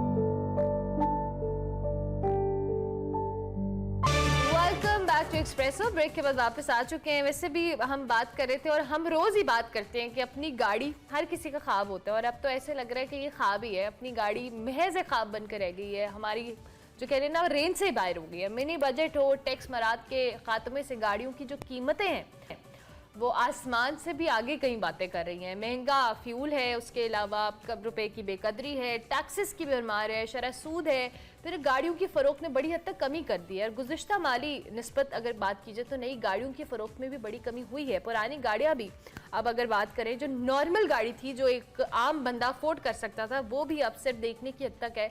ये सिलसिला कहाँ रुकेगा, कहाँ जाकर रुकेगा, यू नेवर नो। और ये जो गाड़ियाँ अफोर्ड करने का मामला है, हमारी पहुंच से तो बाहर है। बिल्कुल। और इसको मैं अगर एक जुमले में अर्मला के सारे इंट्रो को पिराऊं तो ये कि पहले हम गाड़ियों की कीमत लाखों में बात करते थे, लाखों में बयान करते थे, अब मिलियंस में बात होती है कि कितने मिलियन की गाड़ी। अब मामला यहाँ तक पहुँच गया। So it's a huge huge huge hike. इस वक्त हमारे साथ सुनील मंच साहब मौजूद हैं। इनको कोई तारुफ नहीं चाहिए, कम से कम जितने भी कार एंथुसियास्ट हैं वो इनको बहुत अच्छे तरीके से जानते हैं, और जिस तरीके से ऑटो इंडस्ट्री की अवेयरनेस इन्होंने दी है पाकिस्तान, शायद इनकी जो ये सर्विसेज है इसको तो याद रखा जाएगा, और फिर एज एन एंटरप्रेन्योर भी ज़बरदस्त काम करे। ऑटो इंडस्ट्री एक्सपर्ट हैं सुनील भाई। Thank you very much for joining अस। ज़बरदस्त आपकी कॉन्ट्रीब्यूशन है। सबसे पहले तो हम हमेशा ये कहते हैं, दूसरी जानिब आपके अपने भी प्लेटफॉर्म से जो आप एक्सप्रेस करते रहते हैं अपनी फीलिंग्स, और वो यकीनी तौर पे एक आम पाकिस्तानी की, आम आदमी की फीलिंग्स होती हैं। ये जो रोज़ाना की बुनियाद पे या हफ्ते में 2-2 बार प्राइस हाइक है, डॉलर बढ़े ना बढ़े, गाड़ी की कीमत 2-2.5 लाख रुपए हर हफ्ते बढ़ जाती है, खासतौर पे जो पुराने हमारे कुछ ऑटो मेकर्स हैं। इसकी बुनियादी वजह क्या है, लोगों को समझ नहीं आ रहा। आप जरा कुछ आसानी करें हमारे लिए। जी, बहुत शुक्रिया बुलाने के लिए and thank you for your kind words. मेरे ख्याल से देखिए, इसमें जो है ना, इस टाइम मैं हमेशा बात करता हूँ तो लोगों के पॉइंट ऑफ व्यू से कि ये ऑटो मैन्युफैक्चरर ज्यादती कर रहा है या नहीं कर रहा। इस टाइम पे थोड़ा सा जो है ना, अगर मैं आई will be very honest with them, तो उनके अपने हालात सही नहीं है और वो खुद बहुत परेशानी का शिकार है। देखिए, मैं हमेशा बात करता हूँ कि अगर आप और मैं एक कोई कारोबार कर रहे हैं और अगर हम एक पानी की बोतल 10 रुपए की बेच के प्रॉफिट बना रहे होते हैं and we are happy with it, तो हमें कोई जरूरत नहीं कि हम उसको 20 की कर दें। तो सिमिलरली कोई भी ऑटो मैन्युफैक्चरर नहीं चाहता कि उसकी गाड़ी महंगी से महंगी होती है, because they were already making money at half the price. जो इसकी हाफ प्राइस थी तब भी मैं और आप जो है, अगर आपको याद हो तो हम यही बात कर रहे होते थे कि गाड़ियां महंगी बहुत हैं। सो गाड़ी ऐसी चीज है कि वो जितनी भी प्राइस की होती है हमेशा महंगी से महंगी हुई है, कभी सस्ती नहीं हुई, पहली चीज। अब ये जो आपकी बात है कि नॉन प्रेसिडेंटेड इंक्रीज है, तकरीबन एक ही महीने में 3-3 दफा इंक्रीज आ रहे हैं। उसकी रीजन ये है कि देखिए, मुझे ये लगता है कि ऐसा है कि ये तो गाड़ी की जो प्राइस है प्रैक्टिकल है ही नहीं, क्योंकि अगर आप सेल्स के तो उस पर कोई फिगर्स नहीं है सेल के, बट ये एक बेंचमार्किंग है। Benchmarking against what? अब अगला सवाल ये आता है, फॉर द लॉन्गेस्ट टाइम हमारी इंडस्ट्री में आपने देखा होगा कि ऑन का कल्चर था। आप जाते थे, गाड़ी 8-8 महीने की बुकिंग पे होती थी, आपको 2 देना पड़ता था। लास्ट ईयर वाज द, अगर ये हम बात करें 2022 के एंड की, was the first year after many years कि गाड़ियां ऑफ पे बिक रही थी। अब ऑफ का मतलब क्या होता है कि एक प्राइस है मार्केट में, एक इनवॉइस मिल रही है 10 रुपए की, बुक प्राइस है 15 रुपए की, उसके बीच में गाड़ी ट्रेड हो रही थी। बिल्कुल। तो अब सूरत हाल अभी भी यही है। आप जो रोज प्राइस देखते हैं कि इतनी की प्राइस की गाड़ी आ गई, इतनी की आ गई, आप खरीदने चले जाएं, आपको मार्केट में उससे सस्ती प्राइस मिल जाती है, बिकॉज ये जो भी प्राइस है इसकी जो प्रोडक्शन है वो 4-5-6 महीने बाद अगर आई तब आएगी, पहली बात तो। लेकिन अभी जो मौजूदा प्राइस है उसके और इसके दरमियान भी इसमें सुनील साहब एक बड़ा अहम सवाल है, और वो सवाल यकीनी तौर पे आपसे बहुत लोग पूछते होंगे, लेकिन हम चाहते हैं कि हम मीडिया प्लेटफॉर्म से आपसे पूछें कि एक गाड़ी, वो एक वैल्यू ऑफ मनी की टर्म आप इस्तेमाल करते होते हैं तो वो तो कोई भी गाड़ी इस वक्त नहीं है। आई मीन आप सबसे छोटी गाड़ी पे चले जाएं, जिस वक्त सबसे सस्ती है वो भी मेरे ख्याल में कोई 1.5-2 मिलियन की गाड़ी होगी, और जो हाई एंड है वो तो खैर उसकी तो कोई लिमिट नहीं है। तो वैल्यू ऑफ मनी फिर कहां पे, और क्या किसी अथॉरिटी की इंटरवेंशन की जरूरत है? ये जो प्राइस हाइक हो रही है, I mean is it a right price hike as compared to the dollar, या फिर आपको लगता है कि नहीं, चूंकि इस वक्त कंपनियां बेबस भी हैं और उनको समझ भी नहीं आ रही हो किस जाने जाए, तो वो बढ़ा देती हैं बस हर कुछ दिन के बाद, ऐसा हो जाता है? हाँ जी, सॉरी, मैं वो पहली बात ये कंप्लीट करता कि बात शुरू जब हुई थी कि प्राइस हाइक हो रही है और कौन जिम्मेदार है, तो इस टाइम पे जो मुझे लगता है सबसे बड़ा जो फैक्टर है वो रुपये की डिवैल्यूएशन है। उसमें कंपनीज बेचारी तो कुछ नहीं कर सकती। अगेन वो तो जो है गवर्नमेंट का एक है कि उन्होंने फ्लोटिंग रेट रखना है, फिक्स रखना है। उसके बाद रही सही कसर, ये पिछले हफ्ते गवर्नमेंट निकाल दी है, उन्होंने जीएसटी 17 to 18% किया है। तो अब अगले 1-2 दिन में आप देखेंगे, मैं आपको पहले से न्यूज देता हूँ, 1-2 कंपनी को तो आगे, बाकी सबकी प्राइसेस भी ऑब्वियसली इंक्रीज करनी है बिकॉज जीएसटी बढ़ गया है। और ये जब जीएसटी बढ़ता है, ये सिर्फ 1% नहीं होता है, एडिटिव इन नेचर होता है। जीएसटी भी बढ़ा है, फिर एफईडी भी होता है, तो फिर एफईडी के ऊपर फिर सीबीटी, वो कुछ कंपाउंडिंग इफेक्ट होता है। तो गवर्नमेंट भी अपना जो रहा सा रोल है वो जरूर प्ले कर रही है। और रह गई बात कि उन्होंने जो है अभी आप पूछ रहे हैं कि प्राइस जस्टिफाइड है कि नहीं है, तो पॉइंट ये है कि जब अगर हम उसका तो सिंपल सा फॉर्मूला है, आज से तकरीबन साल पुरानी गाड़ियों की प्राइसेस निकाल लें, उसको उस जमाने के डॉलर पे कन्वर्ट कर लें और आज के डॉलर के लिहाज से लगा लें, तो आपको फेयरली पता लग जाएगा कि वो प्राइस तकरीबन उतना ही इंक्रीज है जितना डॉलर में इंक्रीज है। बट जो गवर्नमेंट कर रही है, 1% जीएसटी लगा दिया, इससे पहले 1% सीबीटी लगा लिया था। सो गवर्नमेंट जो है ना, ये छोटे छोटे जो कहते हैं ना, आपको पैसा दे रही है। तो I don't know what do they want to do. Water industry को बंद करना चाहते हैं, बिकॉज अभी जो प्राइसेस हैं, मैं तो हर एक को एडवाइस करता हूँ, अभी आपके चैनल से भी एडवाइस कर रहा हूँ कि कोई गाड़ी ना खरीदे, कोई फायदा नहीं है इस प्राइस पे करने का। This not to buy. Actually आपने जो बात की, पहले एक टाइम होता था कि एक नॉर्मल गाड़ी खरीदनी होती थी जिसमें हम 10-15 लाख रुपए जमा करते थे, एक अच्छी गाड़ी ले लेते थे, और इनफैक्ट बहुत सारे टाइम मैंने वो टाइम भी देखा है जब 7-8 लाख की एक नॉर्मल गाड़ी मिल जाया करती थी। अब तो अनफॉर्चुनेटली वो टाइम है ही नहीं। अब एक आम बंदा, उसके लिए तो ये जमा पूंजी होती है कि वो इतने पैसों की गाड़ी, तो आप यही रिकमेंड करेंगे कि अभी इस पॉइंट ऑफ टाइम पे कोई इस तरह की परचेज ना की जाए? क्या ये जो कीमतें बढ़ी हैं, ये कहीं जाके किसी पॉइंट पे कम भी होंगी? देखें, मैं तो हर कोई ये एडवाइस करता हूँ कि अभी गाड़ी ना खरीदें, बिकॉज ये प्राइसेस प्रैक्टिकल नहीं है। उसकी रीजन ये, मुझे ये लगता है कि ये बेंचमार्किंग प्राइसिंग में अगेन कह रहा हूँ कि क्योंकि देखें उनके पास सीकेडी किट अवेलेबल नहीं है गाड़ी बनाने के लिए। अगर आपको पता हो तो 2-3 प्लांट तो पहले से ही बंद है, तो प्लांट बंद है, प्राइस आप जो मर्जी देते रहे, उससे क्या फर्क पड़ेगा? एक्चुअल प्राइस होता है कि जब प्रोडक्ट मार्केट में अवेलेबल हो। जब कोई प्रोडक्ट अवेलेबल नहीं है तो उसकी प्राइस की कोई रीजन नहीं बनती।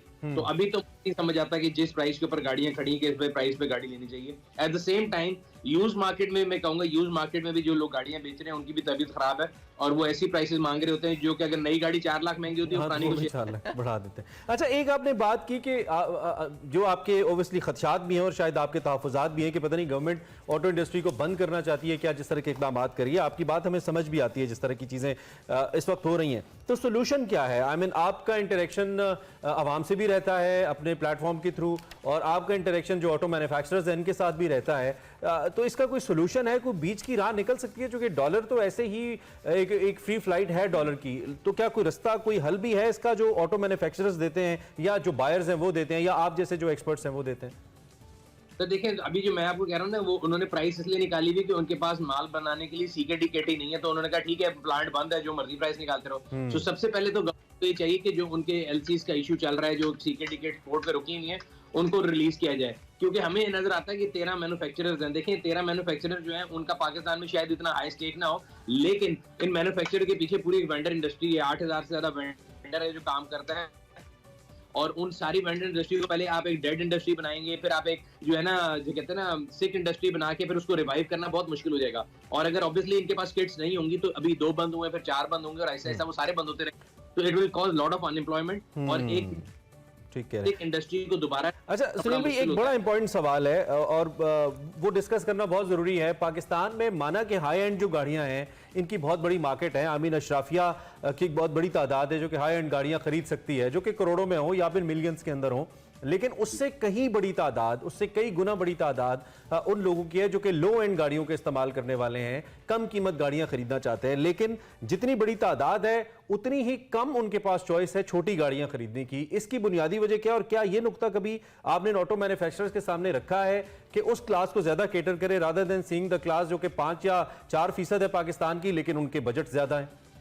अच्छा देखिए, ये बिल्कुल इकोनॉमिक्स का एक सवाल है। आप और मैं अगर एक जगह दारा शुरू करते हैं और हमने अपनी सेल बढ़ानी है, so we will obviously produce that product जिसमें हमें प्रॉफिटेबिलिटी ज्यादा है, rather than producing a product जो कि नंबर्स में बहुत ज्यादा डिमांड होगी। तो इसी तरह अगर मैं और आप ज्यादा नंबर में हम 10 से 15 लाख वाली गाड़ी लेना चाहते हैं, ऑटो मैन्युफैक्चरर अगर आप देखें जितने भी आए हैं सबने एसयूवी या 5 मिलियन से प्लस की गाड़ी लॉन्च की थी, बिकॉज वो एफ्लुएंट क्लास है, उनके पास परचेजिंग पावर भी थी। मेरे और आपके जैसे लोगों के पास ना परचेजिंग पावर है ना उन्होंने लेनी है, तो उसके बारे में कंपनी इतनी फिक्र नहीं करती। और तो बेसिकली अगर बिजनेस वाइज देखा जाए करनी चाहिए। तो ओनली इशू अगर अभी बात करते हैं जो स्टार्टिंग पॉइंट की बात हो रही थी, तो अब तो स्टार्टिंग गाड़ी 660 सीसी भी जो है ना 2.5 मिलियन से ऊपर, तो गरीब आदमी बेचारा मोटरसाइकिल नहीं ले सकता। अक्सर हम लोग बात करते हैं ना ऑटोस की, तो गाड़ियों की बात मोटरसाइकिल वाले बच निकलते हैं। जो मोटरसाइकिल की जो प्राइसेस में इंक्रीज है ना, वो डॉलर से बहुत ज्यादा है। आप इस पे पूरी सर्च करके देख लें, डॉलर अगर 3 टाइम्स हुआ तो मोटरसाइकिल की प्राइसेस 4 टाइम्स है। सर आगे क्या होगा? अब ये तो डॉलर तो रुक के नहीं दे रहा है और गाड़ियों की कीमतें भी रुक के नहीं दे रही हैं, लेकिन आप चूंकि प्रेडिक्शंस भी करते रहते हैं और आपकी एक तजिया भी आपका होता है, तो आप आगे क्या देख रहे हैं? अब ये सूरत हाल किस जानिब जा रही है? एक तो मशवरा मेरे ख्याल में लोगों ने आपसे ले लिया कि भाई फिलहाल नई गाड़ी ना खरीदें, ये प्राइसेस तो आगे क्या होने जा रहा है सुनील साहब? पुरानी खरीदे, लेकिन मैं ये कह रहा हूँ पुरानी वाइजली खरीदे, क्योंकि कई लोगों का हाल ही होता है, हमारे लोग जो है वो गाड़ियां अपने नहीं लेते, जस्ट बाय इट, लाइक जिस तरह वो प्लॉट्स की फाइल नहीं लेते कि हम लेंगे और आगे बेच देंगे। उसकी वजह से स्पेकुलेटिव जो बायर है ना, वो प्राइस को इंक्रीज करता है। मैंने अपने काम पे आने के लिए गाड़ी लेनी है तो गाड़ी तो लेना जरूरत है, बट अगर मैं ये देख के लूं कि जी मैंने आज इसलिए ले लेता हूँ 4 लाख ऊपर के, कल 5 लाख ऊपर बिक जाएगी, तो I will be driving market up. So जो इस तरह के आंसर है उनसे बचें, बाकी आप बिल्कुल गाड़ी लें, जरूर लें। मैं ये कह रहा हूँ कि नई गाड़ी की जो प्राइस है वो तो इस टाइम पे बिल्कुल ही ऐसी है कि वो लेना अपने साथ ज्यादती करना है। यूज गाड़ी लें और उसको देख के लें, वैल्यू टू मनी गाड़ी लें, बेशक पुरानी ले लें, गाड़ी के मेंटेनेंस पे थोड़े से पैसे खर्च करके। आजकल इसलिए मैं काफी ज्यादा रिस्टोरेशन सीरीज भी बना रहा हूँ कि जब नई गाड़ियां वर्थ इट नहीं तो पुरानियों को लेकर रिस्टोर कैसे करना है, उसको यूजेबल कैसे बनाना है। मेजर तो लोगों को ये मसला होता है ना कि आप दफ्तर आ रही हैं और आप खातून हैं, आपके सड़क पे गाड़ी ना खराब हो, नई या पुरानी से मैटर नहीं करता, मैटर ये करता है कि उसकी रिलायबिलिटी होनी चाहिए। So you can make any old car reliable if you work or restore it in a better manner. ठीक है। अच्छा, कुछ लोगों का ख्याल इन दी एंड ये भी होता था कि जब ये फ्यूल प्राइसेस बढ़ जाएंगी तो बहुत ज़्यादा लोग जो बहुत ज़्यादा फ्री स्टाइल में मूव करते हैं बगैर फ्यूल की परवाह किए हुए, शायद वो नहीं करेंगे। ये क्लाइमेट के लिए भी अच्छा है, हमारे इंफ्रास्ट्रक्चर के लिए भी अच्छा है, चूँकि हमें मालूम है कि एक वक्त में पाकिस्तान में इतनी गाड़ियाँ आई, इतनी गाड़ियाँ बनी कि हमारा रोड इंफ्रास्ट्रक्चर उसकी इजाज़त नहीं देता था, और यही वजह है कि इस्लामाबाद जैसे और लाहौर जैसे भी समहाउ शहर भर गए गाड़ियों से। तो आप इस फैक्टर को कैसे देख रहे हैं? और वंस अगेन मैं रिपीट करूंगा कि आप मुस्तकबिल में कुछ बेहतरी देख रहे हैं कार यूजर्स के लिए? आपको लगता है कि नहीं ये सूरत हाल ऐसी रहेगी, शायद अब मजीद इन्फ्लेशन इसको मजीद ट्रिगर करेगी? अच्छा, 2-3 चीजें। अगर रोड डेंसिटी की बात करें, इस्लाम ने बात की इस्लामाबाद लाहौर में, तो अगर आप दुनिया के एक फिगर है हमेशा दिखे थे 1000 कार्स पर हाउ मेनी पर्सन, तो अमेरिका में 1000 बंदों के लिए 1100 गाड़ी है, मतलब हर बंदे के लिए 1.1 है। इस तरह काफी मुल्कों में कार, पाकिस्तान में 1000 बंदे के लिए 10 गाड़ी का फिगर है, उससे भी कम। तो हमारे पास तो अभी बहुत, अगर दुनिया के लिहाज से देखा जाए तो बहुत ज्यादा स्कोप है इंडस्ट्री के अंदर कि ज्यादा गाड़ियां हो सकती हैं। अब सड़कों पे जो हजूम है उसका इलाज ये है कि हम लोगों को एजुकेट करें। हमारी जो ट्रैफिक है ना उसके अंदर जब्त नहीं है, जिसकी वजह से आपको ये लगता है कि हर तरफ से ही गाड़ी आ रही है। तो उसके लिए जो गवर्नमेंट के इदारे हैं, जो पुलिस वाले इदारे हैं, जिनके बारे में हमेशा बात करता हूँ, जो कि काले शीशे और फैंसी प्लेट से आज तक बाहर नहीं निकले, और उन सोशल मीडिया के ऊपर कवरेज चाहिए होती है। आजकल तो रजिस्ट्रेशन के पीछे पड़े हुए हैं, जो कि हुकूमत को टैक्स चाहिए तो कह रहे हैं अप्लाइड फॉर गाड़ियां ना चलाएं। सर मैं ये बता रहा हूँ कि इस तरह की ना ये चीप पब्लिसिटी स्टंट्स करते हैं कि गैर नमूना नंबर प्लेट पे पकड़ लेंगे, शीशों पे पकड़ लेंगे। Have you ever heard about these drives anywhere in the world? या इनसे आपकी ट्रैफिक के जो नज़्म ज़ब्त से कोई फर्क पड़ रहा है कि बंदे ने प्लेट किस कलर की लगाई हुई है? हमारे यहाँ पे ये कि दर्द में सर में दर्द होता है, पेट की गोली खाते हैं। तो हमारी जो ट्रैफिक जो सोल्यूशन है ना, उसका बेसिकली मसला ये कि अपनी लाइसेंसिंग को बेहतर करें, लोगों को एजुकेट करें, तभी बेहतर होगा। बाकी दूसरा सवाल जो आपका था कि फ्यूल की प्राइसेस, मैंने जब गाड़ी चलाना शुरू की थी तो फ्यूल जो है ना वो 7 रुपए लीटर था और डीजल 5 रुपए लीटर था, और तब भी हमें महंगा लगता था, आज भी महंगा लगता है, बट डलवाने वाले डलवा ही रहे हैं। ठीक है सुनील साहब, बहुत शुक्रिया जी, thank you very much for your presence. आपकी भाषा बड़ी अथॉरिटी और बड़ी हमारे लिए ऑथेंटिक होती हैं, खासतौर पे कार्स को लेकर, और जो लोग कार्स चलाते हैं उनके लिए तो यकीनी तौर पे सुनील साहब की जो एडवाइसेस होती हैं बड़ी करामत होती हैं। So this is about the price of the cars. जी बढ़ रही है, साइकिल ले लें, साइकिल बेस्ट है, साइकिल ले, एक्सरसाइज की एक्सरसाइज, बचत की बचत। कलमा चौक लाहौर की तरफ मत आइएगा, साइकिल वापस घर वाले पहचाने की नहीं आपको कि इतनी मिट्टी है हमें। ब्रेक लेते हैं, ब्रेक के बाद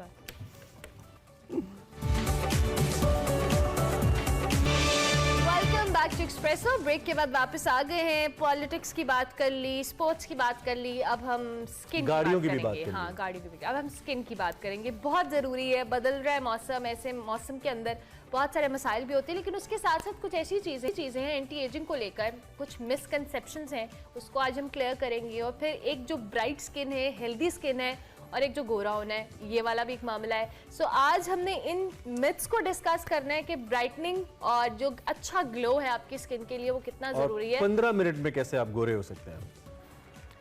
डॉक्टर सानिया हमारे साथ मौजूद हैं, डर्मेटोलॉजिस्ट है। वेलकम आप डॉक्टर सानिया। का शुक्र, मैं ठीक हूँ, बिल्कुल ठीक ठाक। अच्छा डॉक्टर सानिया, ये नॉर्मली जो स्किन के हवाले से बड़ी मिथ्स होती हैं, टाइम के साथ साथ आपकी एज, ऑब्वियसली स्किन भी एज करती है, आप जब खुद एज करते हैं तो अनफॉर्चुनेटली हम उसको एक्सेप्ट नहीं करते और हम कुछ अजीबोगरीब टोटके आजमाते रहते हैं। सो ये जो एंटी एजिंग का मामला है, इस हवाले से जरा कुछ कॉन्सेप्ट को क्लियर करें हमारे देखने वाले। अच्छा, एजिंग बेसिकली प्रोसेस होता है जिसके अंदर हमारी बॉडी में से naturally collagen, elastin, hyaluronic acid, ये वो कंपाउंड्स हैं जो एंटी एजिंग काम करते हैं। जब हम 20 इयर्स के होते हैं, हर साल हमारी बॉडी से 1% कोलेजन कम हो जाता है। अब जब कोलेजन कम होगा तो स्किन पे लूज स्किन होना शुरू हो जाएगी, पोर्स ओपन होना शुरू हो जाएंगे, झुर्रियाँ पड़ना शुरू हो जाएंगी। ना सिर्फ ये एक्सटर्नली है बल्कि इंटरनली भी बंदे में एंटी एजिंग चीज़ें एजिंग चीज़ें स्टार्ट हो जाती हैं। सो इसका बेहतरीन हल ये है कि एक तो नेचुरल कोलेजन इंडक्शन की चीज़ें आप अपनी रूटीन में रखें, जैसे बॉडी को डिटॉक्स करना with the help of detoxifying agents, जैसे फ्रूट्स जूसेस हैं, चाय है, कॉफ़ी है, ग्रीन टी है, वॉक है, एक्सरसाइज है।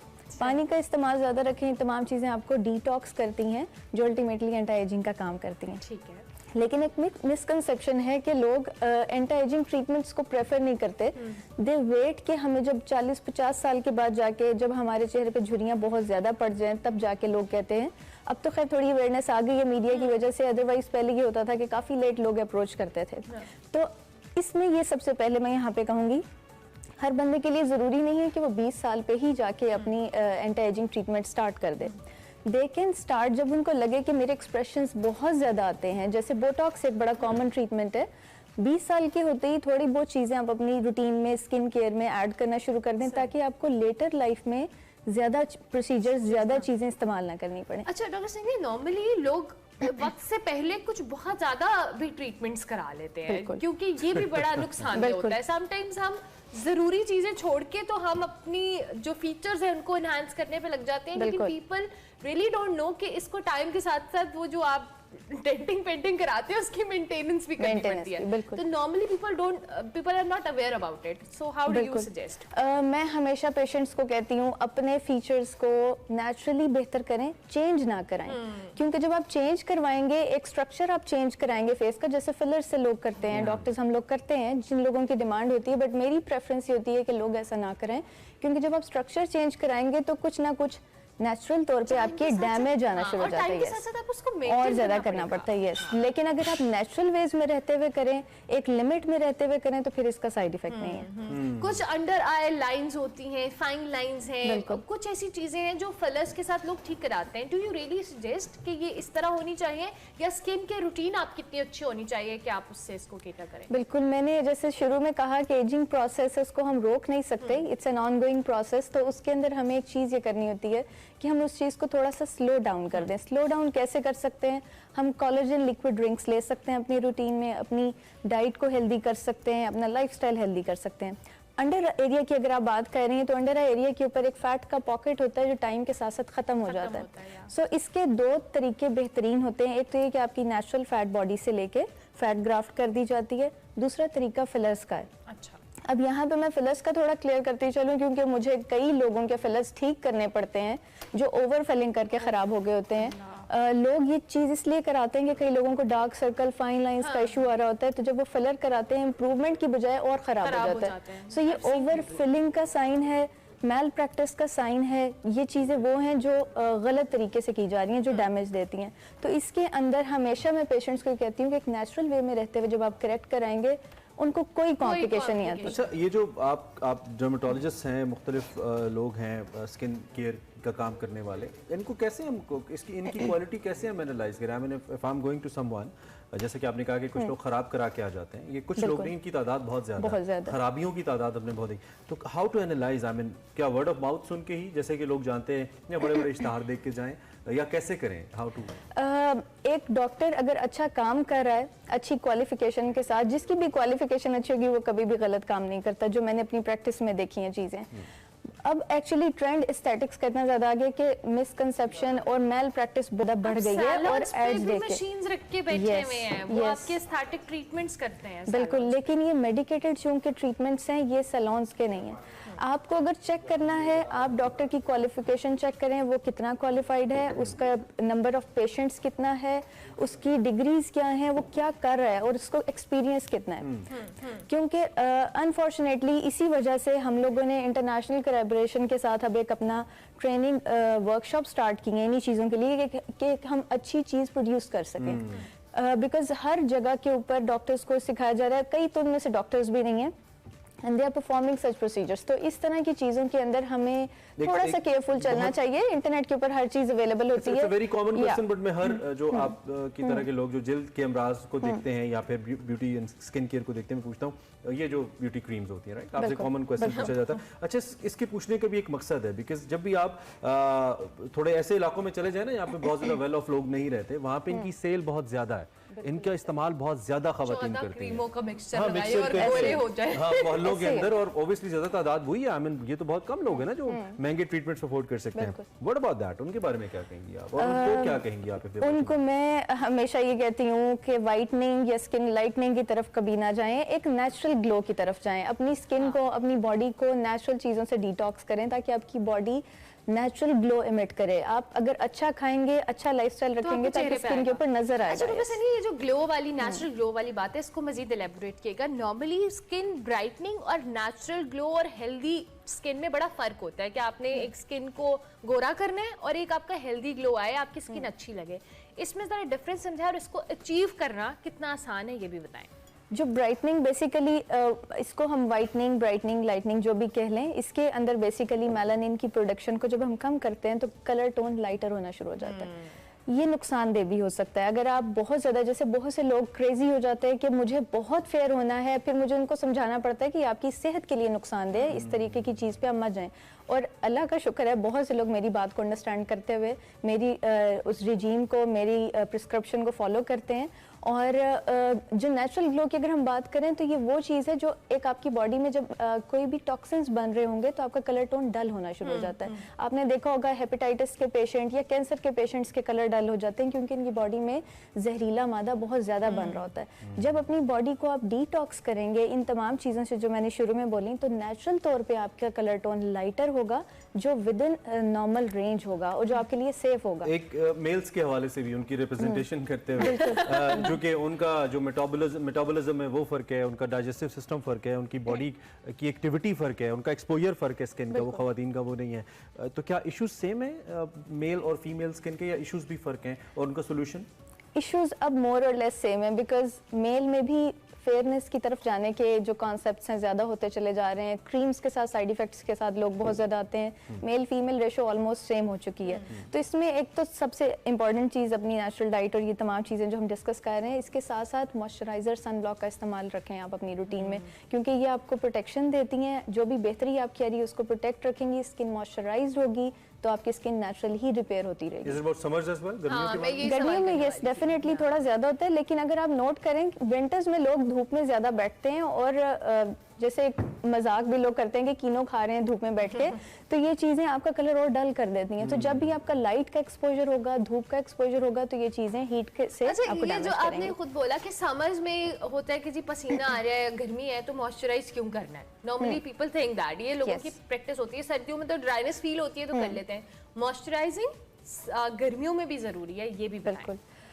जब आपकी स्किन ड्राई होगी तो रिएक्शन में ऑयल ज़्यादा बनाएगी, तो उसका बेहतरीन हल ये है कि अपनी स्किन को थोड़ा सा मॉइस्चराइज़र लगाएं। बहुत ज़्यादा लगाएंगे तो डेफिनेटली वो ऑयली और स्टिकी सा करेगा, लेकिन आपने जब भी फेस वॉश करना है, वजू करना है, जब भी आप शावर ले रहे हैं तो 2-3 ड्रॉप्स वाटर बेस्ड मॉइस्चराइज़र के लेके अपने फेस के ऊपर लगा लें। आपकी स्किन वेल हाइड्रेटेड रहेगी और कंट्रोल्ड उसके ऊपर पसीना रहेगा, उसके ऊपर ऑयल नहीं आएगा, उसकी ग्लो रहेगी। Don't recommend this anti ageing creams जो कि अक्सर हमारी अम्मियां आंटियां ओवर द काउंटर खालाएं जब ये जाती हैं तो उनको काउंटर पे खड़ी बच्चियां बड़ी जबरदस्त मार्केटिंग करती हैं कि आंटी आप तो 18 की लगेंगी, ले लीजिए, और आंटी ले लेती हैं तो महंगी क्रीम्स, तो आप रिकमेंड नहीं करेंगे इनको? ओवर द काउंटर नहीं रिकमेंड करूंगी क्योंकि इनके अंदर स्टेम सेल्स इस तरह की चीजें डली हुई होंगी तो रिजल्ट्स देती हैं। रेटिनॉल बगैर किसी डॉक्टर के प्रिस्क्रिप्शन के यूज नहीं करना चाहिए, ये तमाम चीजें रिएक्शंस भी दे सकती हैं। मतलब डर्मेटोलॉजिस्ट आपको अगर सजेस्ट करे तभी आपने जाना है और इस तरह की कोई तभी आंटी आप यंग लग सकती हैं, अदरवाइज बहुत मुश्किल है। Thank you very much doctor सरिया, बहुत शुक्रिया in detail skin related issues को एड्रेस किया। आपकी skin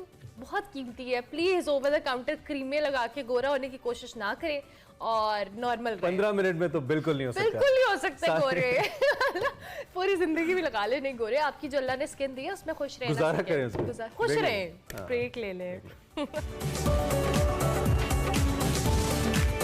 welcome back to Express programme के आखिरी हिस्से में आपको खुशामदीद कहते हैं और आखिरी हिस्से में हम कुछ खिलाएं लोगों को। हाँ जी, अब खिलाएंगे और हम ना इजाजत लेंगे। अभी भी कुछ खाने की जरूरत बहुत शदीद पड़ी है। आई होप कि आपको शो आपका अच्छा लगा होगा। हाँ, चाय पानी हम करते हैं, आप हमारा सेगमेंट एंजॉय करें। आपसे मुलाकात होगी इंशाल्लाह कल बशर्ते जिंदगी। अपना ख्याल रखिएगा, अल्लाह हाफ़िज़ और देसी। नाजरीन, आज मैं आई हूँ लाहौर होटल दिल मोहम्मद रोड, जहाँ पर है लाहौरी मटन चले और सिरी पाए वाले जो कि 18 साल से यहाँ पर नाश्ता सर्व कर रहे हैं। आए चलकर लोगों से पूछते हैं कि उनको यहाँ का टेस्ट कैसा लगता है और इनसे पूछते हैं कि इनके मटन चनों और सिरी पाए की खास बात क्या है जो लोग इतने शौक से यहाँ पर नाश्ता करने आते हैं। आप कहाँ से आए हैं? मैं जोहर टाउन से। अभी आप क्या नाश्ता कर रहे हैं यहाँ से? अभी मैं बकरे का मगज खा रहा हूँ। इनके नाश्ते की खास बात क्या लगती है आपको जो इतनी दूर से आए नाश्ता करने? नाश्ते की टेस्ट इनका जो है अरसा 20 साल से एक ही टेस्ट है, अच्छा टेस्ट है। और ये नहीं कि इसमें कोई स्टार्च वगैरह डालते हो जिससे हाथ जुड़ जाते हो, और लाहौर में कई ऐसे हैं, लेकिन ये इनका जो है देसी खाना बहुत बेहतरीन होता है, पेट ठीक रहता है, दूध हजम होता है और साफ़ सुथराई अच्छी है। आप कहाँ से हैं? मैं तो से। क्या नाश्ता कर रहे हैं अभी? मैंने मटर चने खाए हैं, माशाल्लाह बहुत इनका टेस्टी है। खास बात क्या लगती है इनके नाश्ते की आपको? कल जाता माशाल्लाह बहुत मटर चने भी अच्छे हैं, सिरी पाए भी अच्छे हैं। आपने यहाँ से किस चीज़ का नाश्ता किया? मैंने यहाँ से नान चनों का नाश्ता किया। अच्छा, आपको क्या खास बात लगती है इनके नाश्ते की? इनका जो जायका है औरों से मुख्तलिफ है। कोई आप चने कहीं से लें, ऐसा होता है कि टेस्ट वहाँ पे खाने में और होता है, घर जाते हैं ठंडे होके टेस्ट चेंज हो जाता है। लेकिन इनका माशाल्लाह जो भी है, जैसा यहाँ पे मिलता है आपको घर भी लेके जाएं वैसे ही टेस्ट मिलेगा। अब माशाल्लाह बचपन से आप इनसे नाश्ता कर रहे हैं, तो कभी टेस्ट में फ़र्क नज़र आया आपको? नहीं नहीं, बड़ा ही है टेस्ट इनका, यानी लेस नहीं हुआ कभी। जो भी खाया अच्छा ही खाया हमेशा यहाँ से। आप यहाँ से क्या नाश्ता करने आए हैं? यहाँ से हम मटन चने खाते हैं, वो देसी मुर्गे का नाश्ता है, सिरी पाए हैं, कोफ्ते हैं, अंडे हैं, हर चीज़ मिलती है और बेहतरीन नाश्ता मिलता है यहाँ। अच्छा, कितना अर्सा हो गया यहाँ से नाश्ता करते? यहाँ से नाश्ता करते हमें 16-17 साल हो। कहीं और से आपने खाया और यहाँ से खाया, क्या फ़र्क लगता है आपको? खाने में फ़र्क ये है कि यहाँ से फ्रेश जो खाना मिलता है ना वो हमारे सामने बनता है। हमें पता है ये रोज़ खाना पकाते हैं, बाहर पतीले इनके बड़े हैं, ये पकाते हैं, हम रोज़ उधर से खाते हैं। घर के बच्चे भी यही से अंडा चने कोफ्ते खुश हो गए खाते हैं। हमारे साथ मौजूद हैं यहाँ के ऑनर समीर भट्ट। आप ये बताएं कि ये काम आप कब से कर रहे हैं? ये काम मेरे वालिद साहब ने शुरू किया था 20 साल पहले और मुझे इस काम में आए हुए अभी 2 या 3 महीने ही हुए हैं। आप नाश्ते में क्या क्या बनाते हैं? हम नाश्ते में बनाते हैं मटन चने, उसमें उसके अंदर ही देसी मुर्गा होता है, बकरे के सिरी पाए, पाया, जुबान, खाद, मगज और बोंग पाए होते हैं, अलहदा लाल बोटी, मछली की बोटी और मिक। अच्छा, आप ये बताएं कि लोग नाश्ते में ज़्यादातर क्या खाना पसंद करते हैं? नाश्ते में लोग ज़्यादातर खाना पसंद करते हैं मटन चने और बकरे के सिरी पाए ज़्यादा लाइक करते हैं। पाए बनाना एक महारत का काम है, तो ये कितनी देर में पाए बन जाते हैं और कौन बनाता है? ये पाए मेरे पापा बनाते हैं, वालिद साहब मेरे बनाते हैं। इसकी पकाई का टाइमिंग है 12 बजे से दोपहर और ये तकरीबन 6 बजे तक इसने पकते रहना है हल्की आंच पे। उसके बाद इसकी आग बंद कर देनी है, इन्हें सारी रात जो है दम पे लगे रहना है। इसको 2 बजे आके इसका मसाला भून लेना अच्छे तरीके से और इसको तैयार कर देना ताकि लोग सुबह फजर की नमाज के बाद खाना शुरू कर दें। लोग सिरी पाए में ज़्यादातर क्या खाना पसंद करते हैं? सिरी पाए में लोग ज़्यादा लाइक करते हैं मगज़ और पाया। जुबान खाद जो है वो ज़्यादा लोग खाते नहीं, वो शौकीन बंदे ही खाते हैं। बोंग और सिरी पाए इन दोनों की रेसिपी सेम है या अलग अलग है? नहीं, बोंग और पाए की रेसिपी सेम नहीं, अलग ही है। सिरी पाए का अलग मसाला भुना जाता है, बोंग का अलग और मटन चने और देसी मुर्गा चनों में डाल देते हैं। लोग मटन चने में कौन सी बोटी ज़्यादा खाना पसंद करते हैं? लोग मटन चनों में ज़्यादा लाइक करते हैं मछली की बोटी और जो है दस्ती की बोटी लाइक करते हैं। आपके नाश्ते की ऐसी क्या खास बात है जो लोग इतनी दूर से आपके पास नाश्ता करने ज़रूर आते हैं? हमारे नाश्ते की खास बात कुछ भी नहीं है, अल्लाह ताला का करम है और फजल है जो सारे निज़ाम चला रहा है। मसाले वही हैं जो सारे डालते हैं, बस तरीक़ेकार चेंज है हमारे पास। लोग नाश्ते के सालन के साथ क्या खाना पसंद करते हैं, रोटी, नान या कुलचा? नान रोटी तो नहीं, लोग नाश्ते में ज़्यादा लाइक करते हैं कुलचा चनों और सिरी पायों के साथ, और बोंग के साथ खमीरी रोटी ज़्यादा लोग खाते हैं। कोई और ब्रांच बनाने का सोचा आपने? नहीं, ब्रांच बनाने का हमने कुछ नहीं सोचा, क्योंकि इसी को ही हमने आगे लेके कारोबार को वसी करने का हमने सोचा हुआ। आपके नाश्ते की टाइमिंग्स क्या है? हमारे नाश्ते की टाइमिंग है सुबह फजर की नमाज के बाद से दोपहर 2 बजे तक, क्योंकि आज का ट्रेंड चेंज हो चुका है, तो लोग रात को लेट नाइट सोते हैं और सुबह लेट उठते हैं, इस वजह से। बहुत शुक्रिया आपके टाइम का। नाजरीन, मेरे लिए यहाँ का नाश्ता आ चुका है जिसमें मटन चने कोफ्ता, मिख और बोंग, और इसके साथ है सिरी पाए, और इसके साथ गर्मा गर्म कुलचे आ चुके हैं। इसको ट्राई करते हैं। नाजरीन, वाकई ही यहाँ का नाश्ता बहुत ज़्यादा मुख्तलिफ और लजीज है। आप लोग भी एक बार ज़रूर ट्राई करें। मिलते हैं अगले नए देसी खाने के साथ। अल्लाह हाफिज।